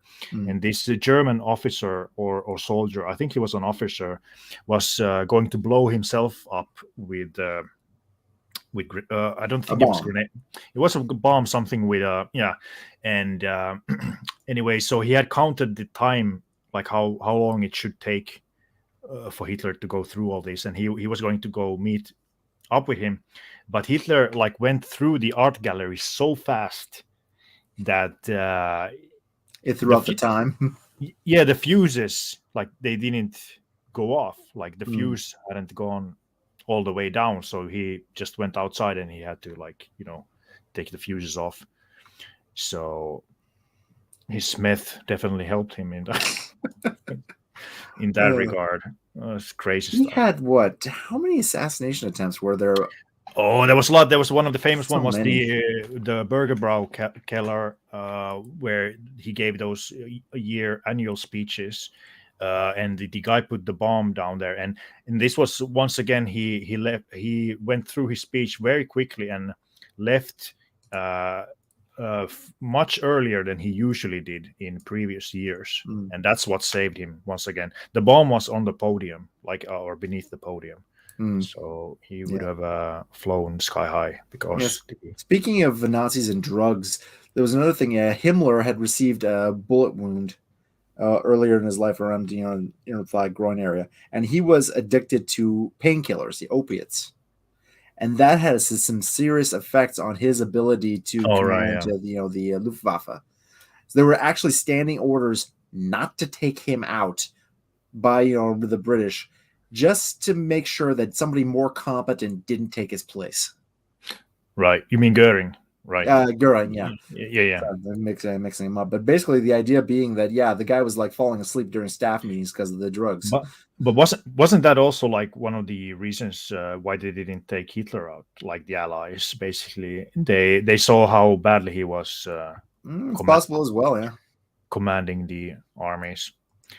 But yeah, when we get the generals meeting here, they're basically on the verge of victory, I think it was here at this point. Yeah, it's Machiavelli just giving out the orders to take out the rebellion. Yeah, right. He's kind of he's basically playing three sides here. He's playing he's playing Cromwell. Yeah, he's also pretending to be on the side of the rebellion, and meanwhile he's playing them both against each other as Zusha. Just he's basically playing both sides against each other in order to weaken them both so that he can then come in and just wreak utter havoc on everything. Yeah. He's definitely playing a lot. Mm-hmm. Trying to keep his story straight. I mean, he's not an idiot. Let's face fact. I think this goes against Joe's idea that he's dumb. He's just dumb. Well, maybe he was dumb then, but now he's smartened up a bit. That was such a good line right after that question. I was like, maybe he's just dumb. I mean, remember, what's the secret of comedy? Timing. Yeah, that was so good. I did such left field. Yeah. So basically, we are also introduced to the prince. That was kind of interesting that they're prince and princess, because weren't they just like their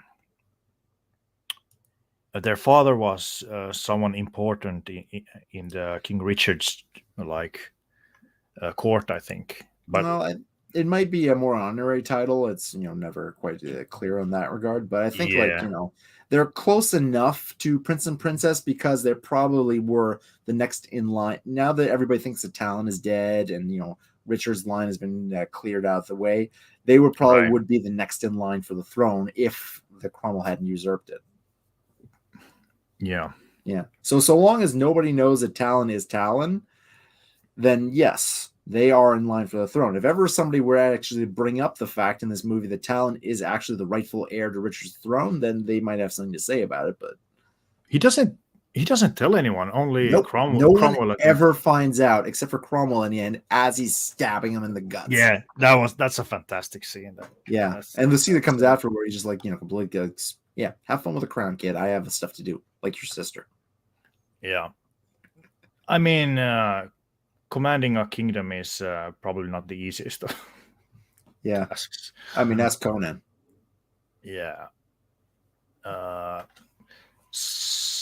We'll get the entrance of Talon here. Yeah. It goes to the bartender asking about, various information, like are there any jobs in this town, how things going. But was Talon coming to at this point in time to this city because of his past, or was this just the opportune time to come here? Hey Joe, sorry about that. Also had to look to the dog and had to eat a quick supper. So I might have to bow out for a little bit too to get supper done too, but that's going to be a little bit later. Right. You'll join us back though, right? Oh yeah, as soon as I can. Okay, awesome. Yeah. But in this case, definitely this is more like a question of we're on our way. It's been 10 years. Yeah, it's time I settled the score with with Cromwell, I guess. Is his logic. Yeah. Might not have another chance later on. Yeah. He's probably heard it. No, he he hadn't really heard about rebellion. Yeah, this is where he gets most of the information. Yeah, about the rebellion. From the greasiest guy in the kingdom. They're all really this greasy. movie's Ron Cobb. They're all very greasy. The best.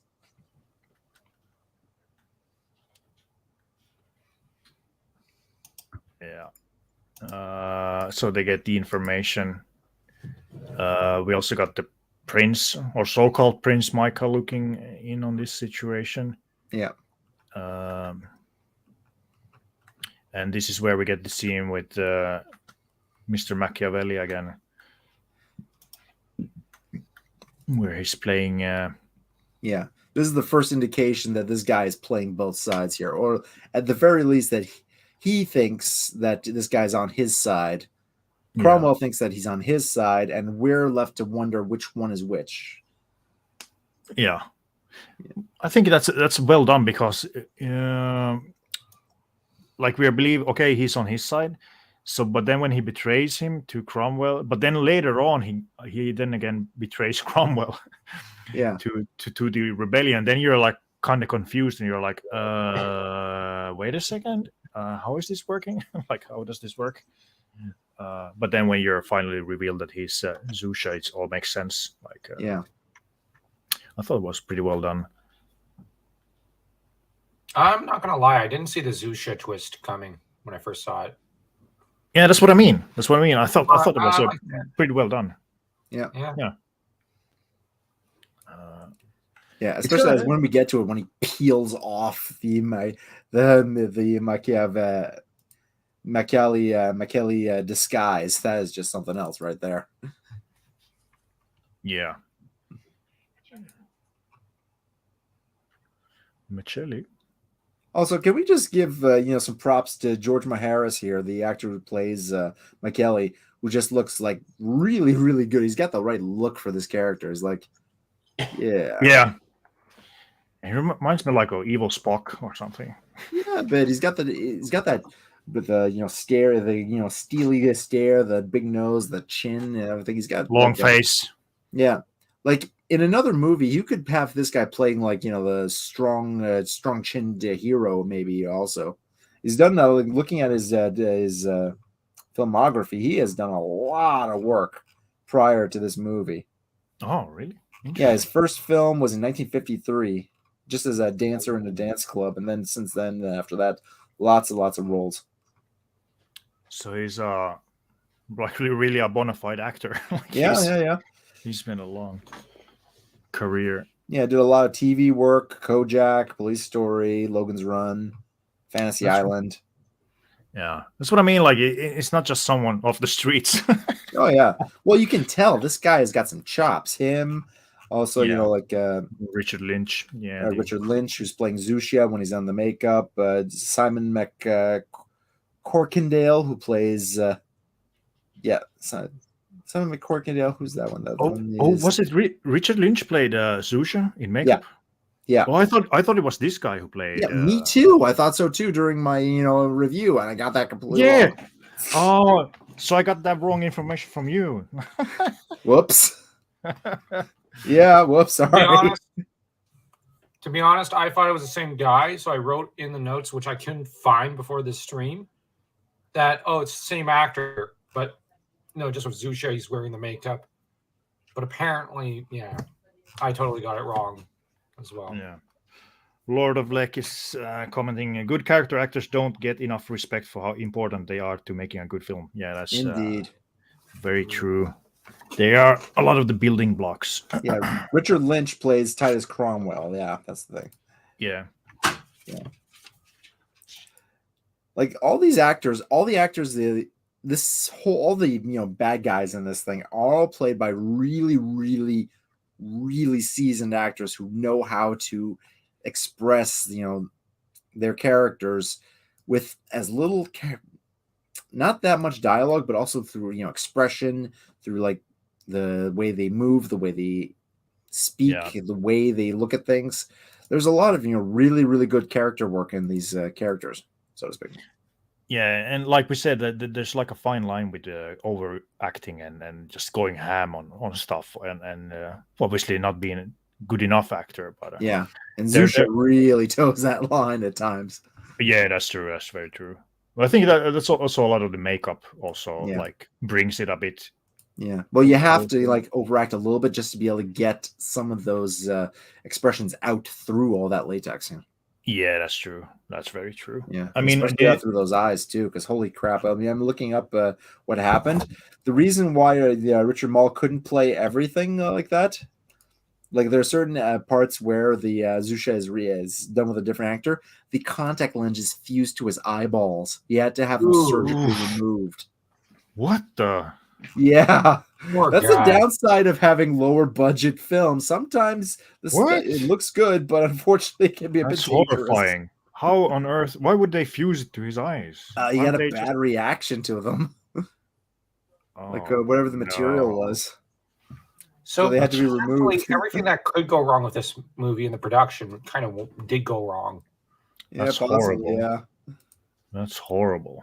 Oof. All right, I may have to go soon. Family stuff and whatnot, but completely. Yeah, I might have to go for the night in like 10-20 minutes. Oh, that's too bad. Carry on without me. Well, we could do we could stop here and do like a part 1, part 2 kind of thing. Pick up where we left off some later time. Yeah, that's I was gonna say you could carry on without me. I don't mind. No, but it's also cool to do like together as well, like going through all these things. We could do that for how long? Sorry, 20 minutes, right? Yeah, we could go for another 10-20 minutes. Perfect. Right.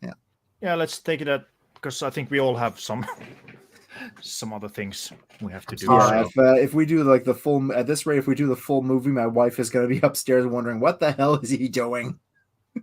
Yeah. Okay, so let's do it to part 1, part 2 then. Yeah. This guy look very familiar. This guy that he's been in a lot of other movies and he's played stuff. By Simon Corkindale. Yeah, he looks very familiar. Like, let's see, earliest acting work, 1974. I think he's been in some TV shows, maybe Star Trek. Jaws 3. Oh, Jaws 3. Our guy. He had a role in the Wing Commander movie. Oh, and a shit ton of TV. TV work. Yeah, definitely seen him in TV shows. Yeah, most definitely. Lots and lots. The Dukes of Hazzard, and one for one episode. In guest episodes and stuff like that. Yeah, TV movies. The guy's had a very extensive career. He had a lot of work. Holy crap! Sorry, he's taking a look at his filmography. Holy mac! Yeah. Yeah, I mean, also did some directing himself too. He's been in every movie and then some. Wow. Yeah. I mean, he's very recognizable because I think his eyes and stuff like it. I don't know. Immediately noticed his father was an RAF group captain, station commander.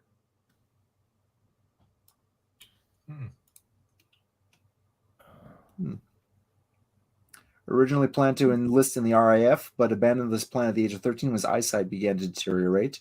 Considered joining the diplomatic corps to become an ambassador, but instead opted to become a stage director after developing an interest in theater. And from there, his career was born. Good for him. Yeah. This is also the first where we meet the sister princess. Yeah, Alana. Princess Alana, played by actress... see here, Kathleen Beller. Yeah.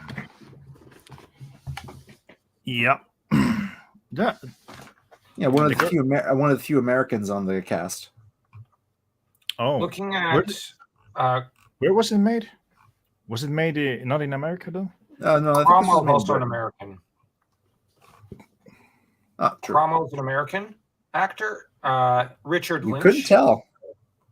Yeah, he's had a long career as well. Mm-hmm.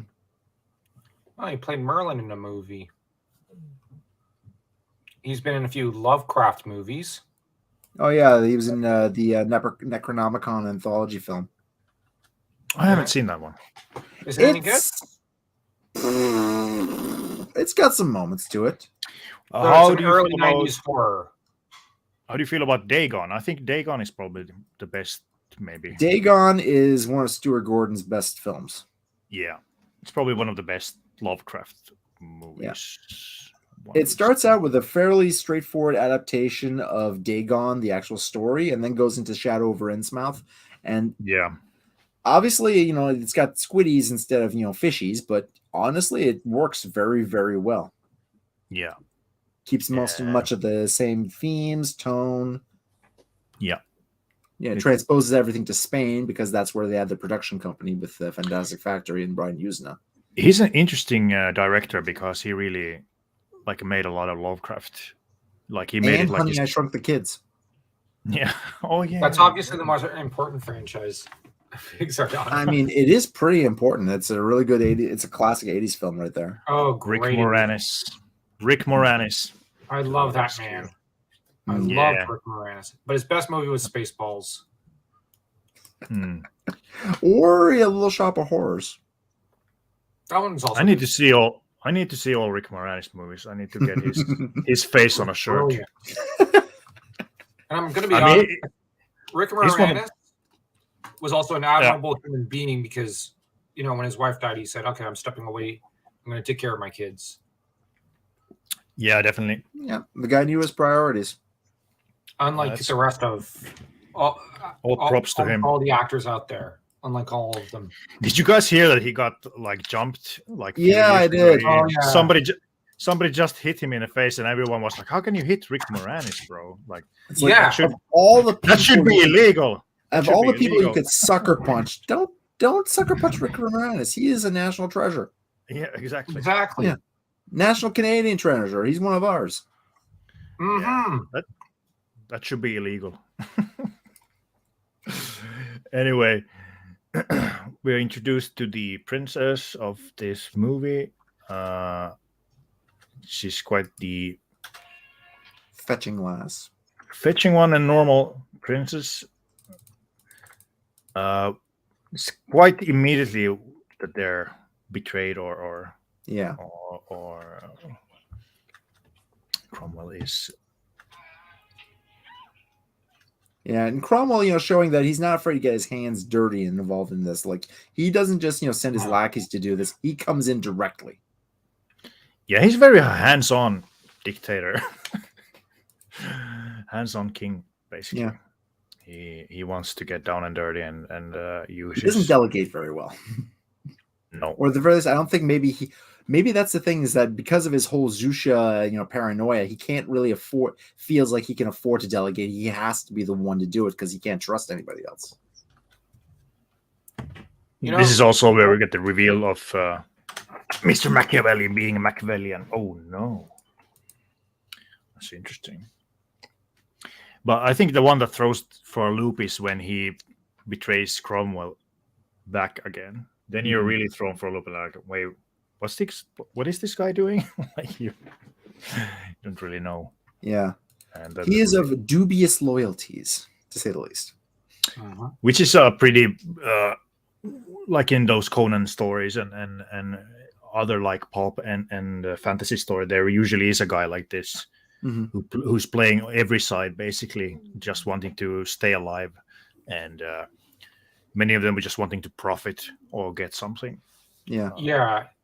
Although Cromwell, the more we're analyzing Cromwell, the more I'm wondering if the main villain of the original Dragonlance trilogy might not have been inspired by him, because just the behavior and the paranoia. The main Dragonlance villain of the Chronicles always relies on muscle, loves getting his own hands dirty rather than relying on others. Very competent individual, and yet he's paranoid about certain individuals. It's possible it could have been in there in the mix. Yeah, even the dialogue. Well, it's the way the dialogue is written just kind of reminds. When were those books first written? Around 83. Okay, so just after this movie came out. That's what I'm thinking. The first one was written in 82, I think, or 81. The second one, 82. The third one around 83, like later in 83. So it would have been after this movie came out, and a good chunk of that was published without proper editing to an extent. There was some good editing, but it was rushed through publication. So, and Weiss and Hickman didn't like reading fantasy, but we're not above watching fantasy films like Star Wars and this movie, apparently. So I have my suspicions that Ariakis was based off of Cromwell. That's interesting.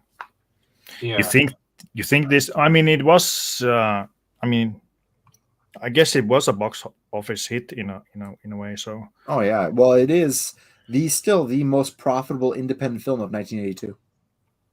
Yeah. Yeah. So maybe they did see it. I don't know. I'm pretty sure they did. Yeah. Because their book was written in 83 and published in 83. This came out a year ahead of that. So I'm pretty sure they were looking at this. And well, we'd have to ask them. Corinne, can you get them on the show? Yeah. I've tried once. Weiss was too busy and didn't really want to do it. As for Hickman, he's an odd one. He usually cuts himself off from a lot of social media. You'd have to corner him at a convention. Well, that's probably the smart thing to do. Yeah. Yeah. But the only Dragonlance writer I think who might have shown some interest, ironically, is probably my favorite, Richard Knack, who wrote Legend of Huma. So, which is almost more a sword and sorcery messianic story of a great knight who does Jesus, essentially, and seals away a demon.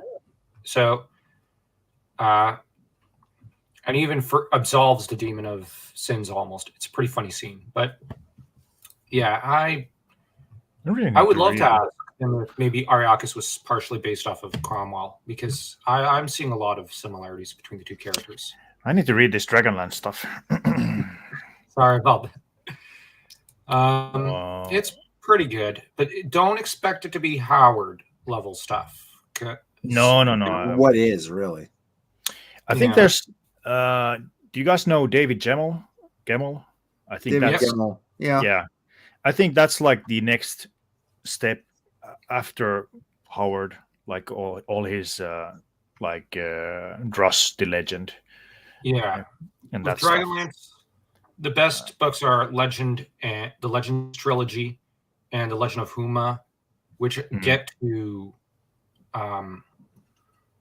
almost to Howard and Tolkienian level. They get really good, but then you got other stories which aren't so great. So, but that's like my recommendation. If you read everything Conan, basically, try David Gemmell, Dross the Legend, and all that stuff. All his books are like fantastic. All in that Draenei world. Like every one of his books is good. Like there's not one bad book, not one like boring book. I love them all. Like, and he wrote like over 20 or something. And I was like fascinated that he did it so well. All those books, like it's and with good new characters and all that stuff. Like it's interesting. But those books have a lot of that kind of like similar stuff to Conan in that way. So I thought that's really cool. He also has an Arthurian book series, Stones of Power, and he has also a book series on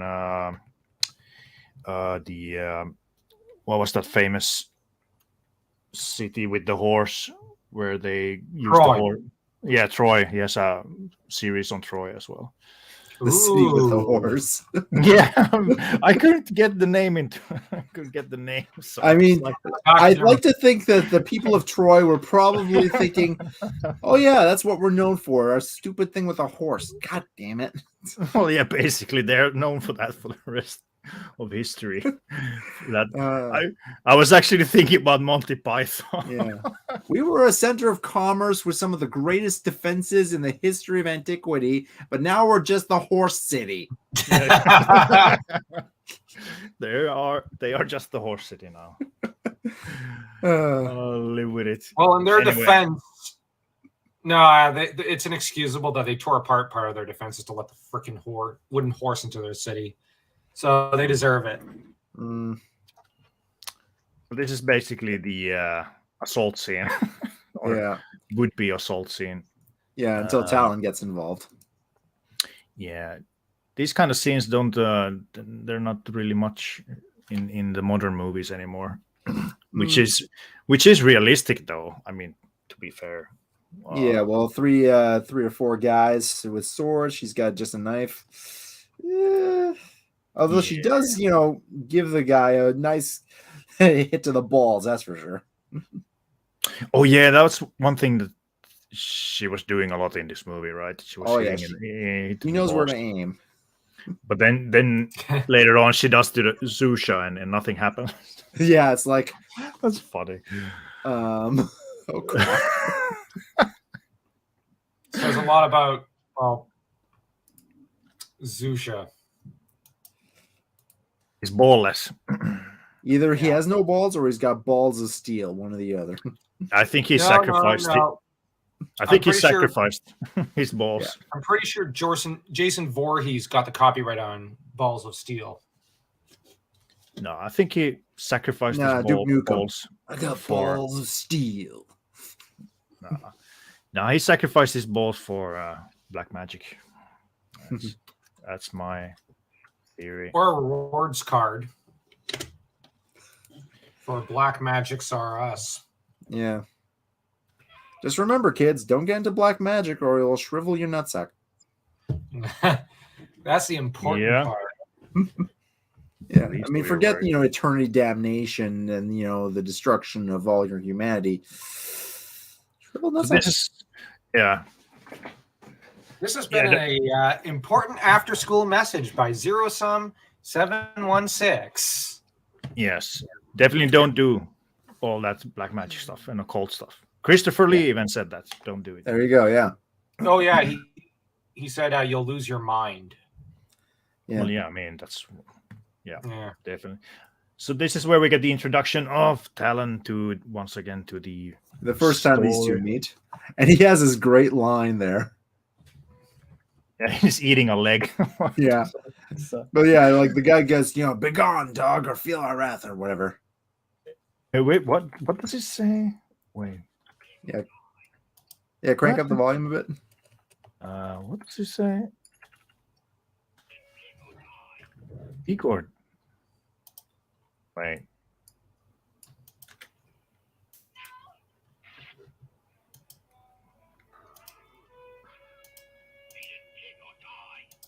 Or right, beat it, pig, or die. Right. And he says, "That's a small threat."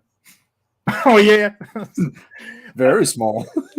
I think earlier when I watched this movie, I didn't get that at first, like years and years ago when I saw it first time. But now, obviously.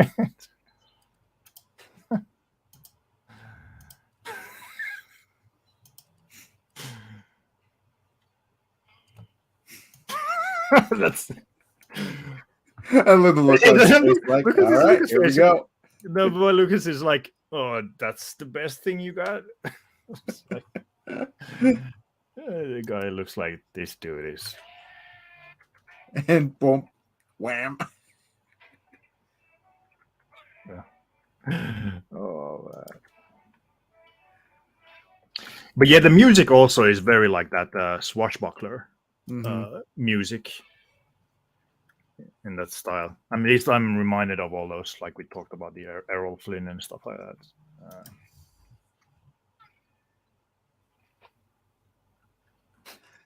So look at him. He's just like, this has just not been your day, has it?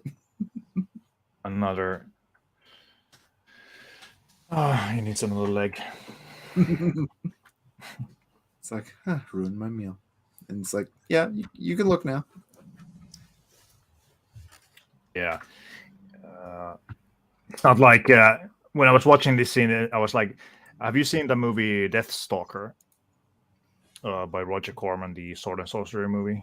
Yeah. Yeah, so I was like, well, it's not like Deathstalker because Deathstalker would have like needed something more. Deathstalker would have probably had her already completely naked by now. Yeah. Both in terms of the movie and in terms of the character. At least Deathstalker in the first movie. Yeah, he's a bastard. Yeah. Well, he mentions that he's not really a hero, at least not at that point in the movie. Yeah. The second one is pretty hilarious. Yeah, well, that one's an outright comedy. Yeah, the wrestling and all that. They literally have the Rocky theme playing. Come on. Yeah, I thought it was a funny movie. Yeah. Definitely the first Deathstalker of the Deathstalker movies, which are none of them are good movies. But if you're going from just like which one's the best one, probably the first one has the highest level of quality overall. The third one is boring as shit. The fourth one's lame. And the second one is like 180 complete comedy. So if you're looking for like a straightforward sword and sorcery movie, the first one is probably the best one. Oh, yeah, in that sense, yeah. Yeah. All right. Yeah, I agree. Plus, Munkar is a great villain. But I had more fun with the second one. Well, yeah, you're gonna have more fun with the second one, obviously. But yeah, right. I gotta go. So see you guys around. Yeah. All right. Yeah, we can continue this on part two. Part two. Yeah, we're only like 30 minutes into the movie. Oh God. No, but hey, take another 2 parts. But we did the Conan the Barbarian, and that was a 5-6 hour stream. Yeah, that was about 6 hours. Yeah, I'm looking at it here. Yeah, you guys did 5 hours, 43 minutes, 28 seconds on that one. Yeah, I loved every minute. That was fun. That was fun. I was sick as a dog, but that was fun. I love that stream. Yeah, it was just great going through the movie and all the different best stream I ever. All the philosophical points in the movie, you know, all that stuff. So yeah, I mean, if you want like an 80s action fantasy movie with surprising amounts of depth to it, Conan the Barbarian. I mean, if you want action movies that have a surprising amount of depth to them, anything by John Milius is really going to do that. The guy put a lot of thought into what he did. I mean, I was myself like surprised when we were talking about with Joe during that stream. Like I was just thinking about like all new stuff when we were just talking about it. And I was like, oh, all right, yeah, and this symbolizes that, and all these things just like popped into my head like when talking about it. Like it really has, like you said, a lot of depth. Like there's a lot of different themes, a lot of different things. The Riddle of Steel, the father, the son, Thoughts of Doom, how that plays to it, and all these different things in the battles, the journey. What they did, what these different points in his life mean. Like there's so many things that just popped into my head with all those different things. I was myself surprised. Like there's so much. The Conan the Barbarian movie is everything fantasy out to be and everything it aspires to be. Yeah, it's really an exploration of humanity and man himself in a way. At least I tend to think of it that way. And it's very much like there's a reason why it's the best 80s fantasy of the Sword and Sorcery movies that came out in the 80s. It is the best. There is simply nothing else that comes to that same level, both in terms of quality of production, depth of meaning, and in terms of also like the acting, the effects, the sets, also, the music. The music. I mean, it's Basil Polidor's greatest score. Yeah, but also in terms of the impact that it had as well. Where I mean, there's a reason why it's still referenced to this very day.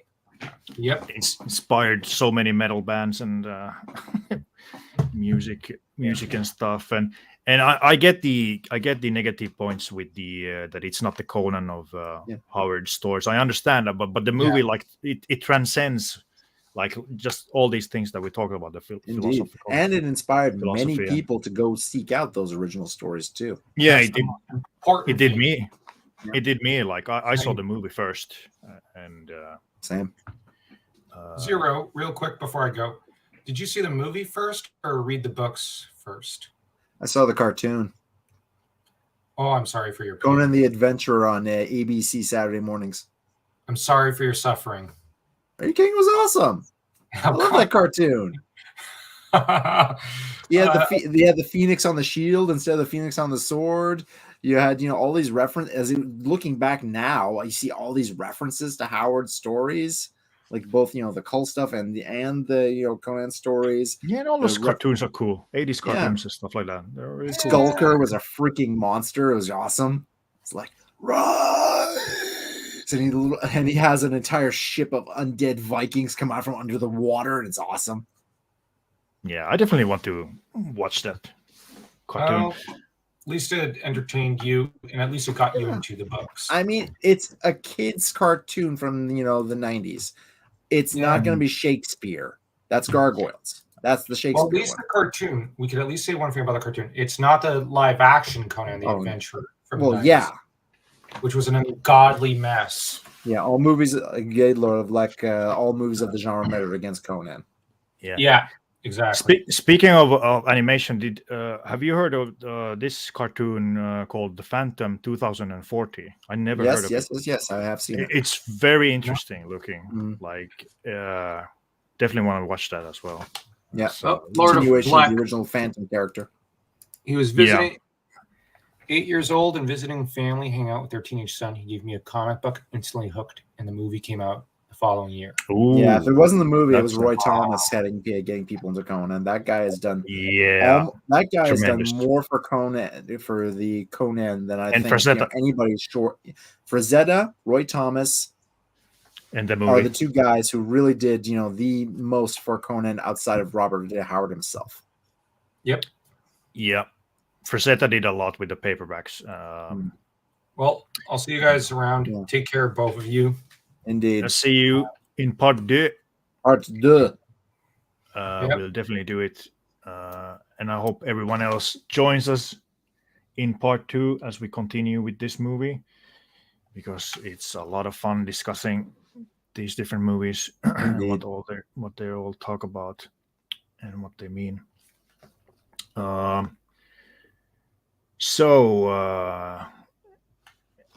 What's your thoughts about the movie so far to this point? So far, I haven't really had anything that counteracts my initial opinion of the film from my own review back a couple of months ago. That this one, it may not be, as you mentioned, Conan is the yardstick against which all others are mentioned, but it is in my top 3, along with Beastmaster and this movie and Conan the Barbarian. And the fact that they all came out the same year, there must have been something in the water back then, because holy crap, Yeah, that's kind of crazy. I was thinking about that as well. I think my list is the same as your list. Conan, and then we have Sword and Sorcerer and the Beastmaster. I don't know which one I would put to the second place. It's hard to say, because Beastmaster also has a lot going for it.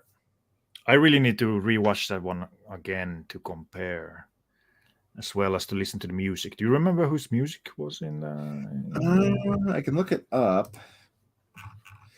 It's a Don Coscarelli movie, so it's probably one of his recurring composers. Not the TV series, not the sequels, because we don't give a shit about them. Music by Lee Holdridge. Okay, it doesn't say anything. Because I can't really remember the music from Beastmaster, so that's what I mean. It's not nearly as memorable in that regard. Right. Yeah, it has also that kind of cutesy stuff with the animals and stuff, and cutesy stuff with the animals, but also some really freaky stuff too, like the the winged men, the creation of those death guards, where they implant weird worms in their brains, the butterface witches. Yeah, definitely. There's once again cool sets and all that atmosphere and all that stuff. Mm-hmm. Did you see the sequels to it? No, I have had the luck of not having to. Yeah. I kind of want to watch the second one. As soon as you have the bit where the fantasy characters end up in our world, it's just like... No, but that's I want to kind of see the second one. I don't know why. It's the same way the Master of the Universe went bad, If they had just stuck to Eternia instead of going into, Courtney Cox land everything would have been great. Really? No, I don't know. Okay. I'm not a He-Man fan. In that said, I didn't watch the cartoon religiously. I was more a Turtles fan. So yeah. So when I saw the movie, I was just like, "Oh, this movie is awesome!" Dolph Lundgren fighting with a sword and Skeletor and all that stuff. I thought that movie was fantastic. And if the movie was mostly that, it would have been great. But they keep going on to this, going away from that. Just go straight for that. Yeah, I mean, yeah, you got a point there, but it was still great. I thought it was a great movie. But I'm not a He-Man fan, so I didn't. Yeah, I'm not the biggest He-Man fan either. So it's no skin off my nose, but still. It's basically a Conan ripoff. Sorry, guys, but I mean, Thulsa Doom, the actual original Thulsa Doom, looks like Skeletor. Yeah. It literally is a guy with a skull for a face. I mean, He-Man was made the toy first to be a Conan toy, but they didn't get the license, so they just made it He-Man. So, I mean, there's that as well. Yeah. If we're going from 80s barbarian cartoons, definitely Thundar the Barbarian is where it's at. I haven't seen that one. It wasn't really shown much in my parts, I think. But rectify this. Yeah, I need to rectify. It's basically like post-apocalyptic, sword and sorcery meets super science meets all sorts of crazy stuff. The world is now ruled by wizards. I'm usually not. I'm not the biggest fan of like animals being, like human, like doing. There's barely any of that, really. It's kind of weird. It's kind of weird. Well, in this case, they're more like mutants and stuff like that. But the Phantom, it was huge in my country, like the comic books, the Phantom comic books. So that's why. Walks. Yeah, the Ghost Who Walks. So that have you seen the movie? I love it. Yeah, with Billy Zane. Billy Zane. Yeah. It's a great pulp movie. I mean, I think it's cool that we got that kind of movie before, because we're not gonna get that again. That kind of. It's not quite the Rocketeer or the Shadow from that same period, but it is really, really good. Yeah, it's at the very least it's lots of fun. So that's why it was interesting. That's what I mean with the cartoon, the Phantom 2040. That's why I was like interested in that, because I'm a Phantom fan. So Lord Alex said, had a great haul at the shop yesterday. Put a pic on the Discord. I'll make sure to watch the movie again and catch the next stream. Thanks for so many training convos. Any day. Our pleasure. Our pleasure. We're gonna bounce on out, but I hope we see all you guys again. I'll play the outro once again, because I made it an outro as well, because I thought it was really fantastic. What did you think about the intro? I enjoyed it quite a bit. Well, thank you. It was very, very nice to make and do and show. So, but yes, we'll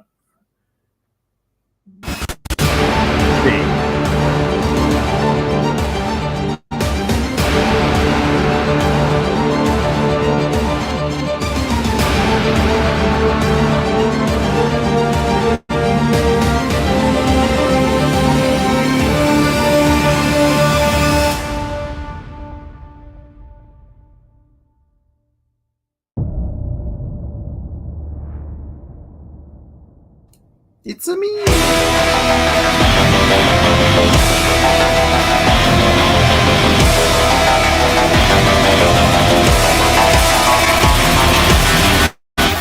is a price I shall gladly pay.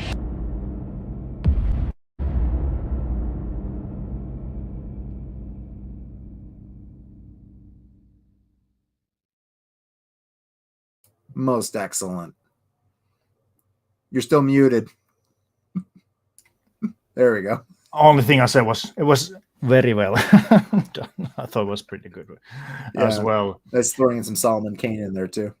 Yeah, I mean, all the three guys, Conan, Cole, Solomon Kane. That's where he's at.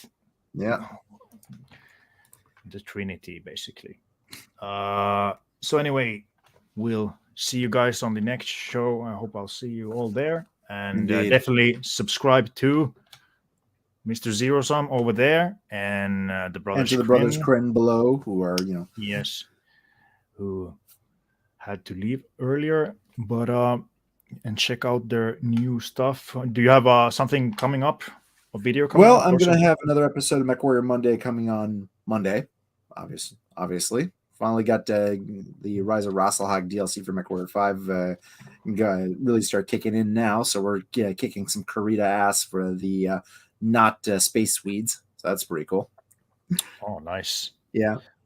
And I've also got a couple other videos I'm currently doing some background research on to do. I've got one that's going to be a top 10 best things about the Adventurer Conqueror King RPG that I'm currently working on.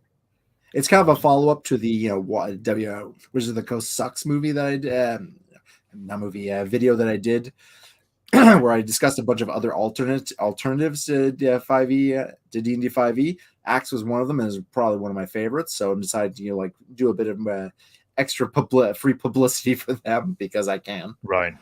And also, I've got another game that just came out called Clash: Artifacts of Chaos from Ace Team. It's basically Xenoclash 3, and I'm going to be doing a thoughts on video on that. It is weird as hell and fun as hell too. So, worth looking into. What kind of game is it? Like a third-person action melee, punchy, surreal, Salvador Dali-looking weird shit. Sounds like a mind trip. Like the world is anarchic, Stone Age tech punk kind of weird thing. Your main character looks like a scrote, and you're just going around beating the living hell out of a bunch of people who look like humans crossed with prehistoric mammals and bird people and other weird mutants. Sounds kind of fun. Yeah. And there's a board game that you can play before fights to get advantages. Okay. Yeah, like it's literally like, this was made by Argentinians or Sweden. Sounds like made by a room full of dollies. Yeah, well, the art style is definitely inspired by surrealism and stuff like that. Like the previous Xenoclash. These are the guys who made Rock of Ages. If you ever played that game. Why does that sounds familiar? Yeah, well, suffice to say, surrealist paintings are very much an inspiration here. Yeah. Right. Yeah. What about you? What's the next thing on your docket? Well, I'm doing the compilation of all these different, the Hyborian Age. I mean, the video. Mm-hmm. I'm just kind of like putting some small snippets in between, and then just compiling that stuff because it was asked of me for some time ago, so I thought I'd just make one big one. Okay, yeah. People seem to like those. Yeah. Where it's they are good, so everything's compiled to one. So I'll do that probably. Some news I wanted to discuss about, and then I really have to try to start to make another video about about one of the gods. I think Seth. I was thinking about. Nice. Supposed to make that one. Big sneaky. Yeah, and then. All right. Yeah, I should finish the book, the new Conan book, but I gotta say, like, I don't know if you have read it or bought it, but let me put it this way: there's a reason I haven't reviewed it. Exactly. You and me are on the same page once again. We have similar tastes. So I was like, I'm not trying to read it. I'm trying to power. It's not a good sign, guys. It's when you're trying to power through a book. It's an unfortunate, at least for now. It's an unfortunate thing, a disappointment. It is what it is. Yeah, it is what it is. There's better ones. Yeah. On that note, you probably have to go, and I also. I am feeling a little bit peckish, and the wife has been waiting on me to help her to put together a restock from the stuff we just got today. So yeah, okay. Well, we'll see you on the next time. Let's hash it out when we'll do it. But, exactly. But yeah. In any case, it's been a pleasure, sir. As always, pleasure is all mine. Thank you. And thanks everybody for watching. yes, go and like and subscribe and all that good jazz. Bye-bye. Bye.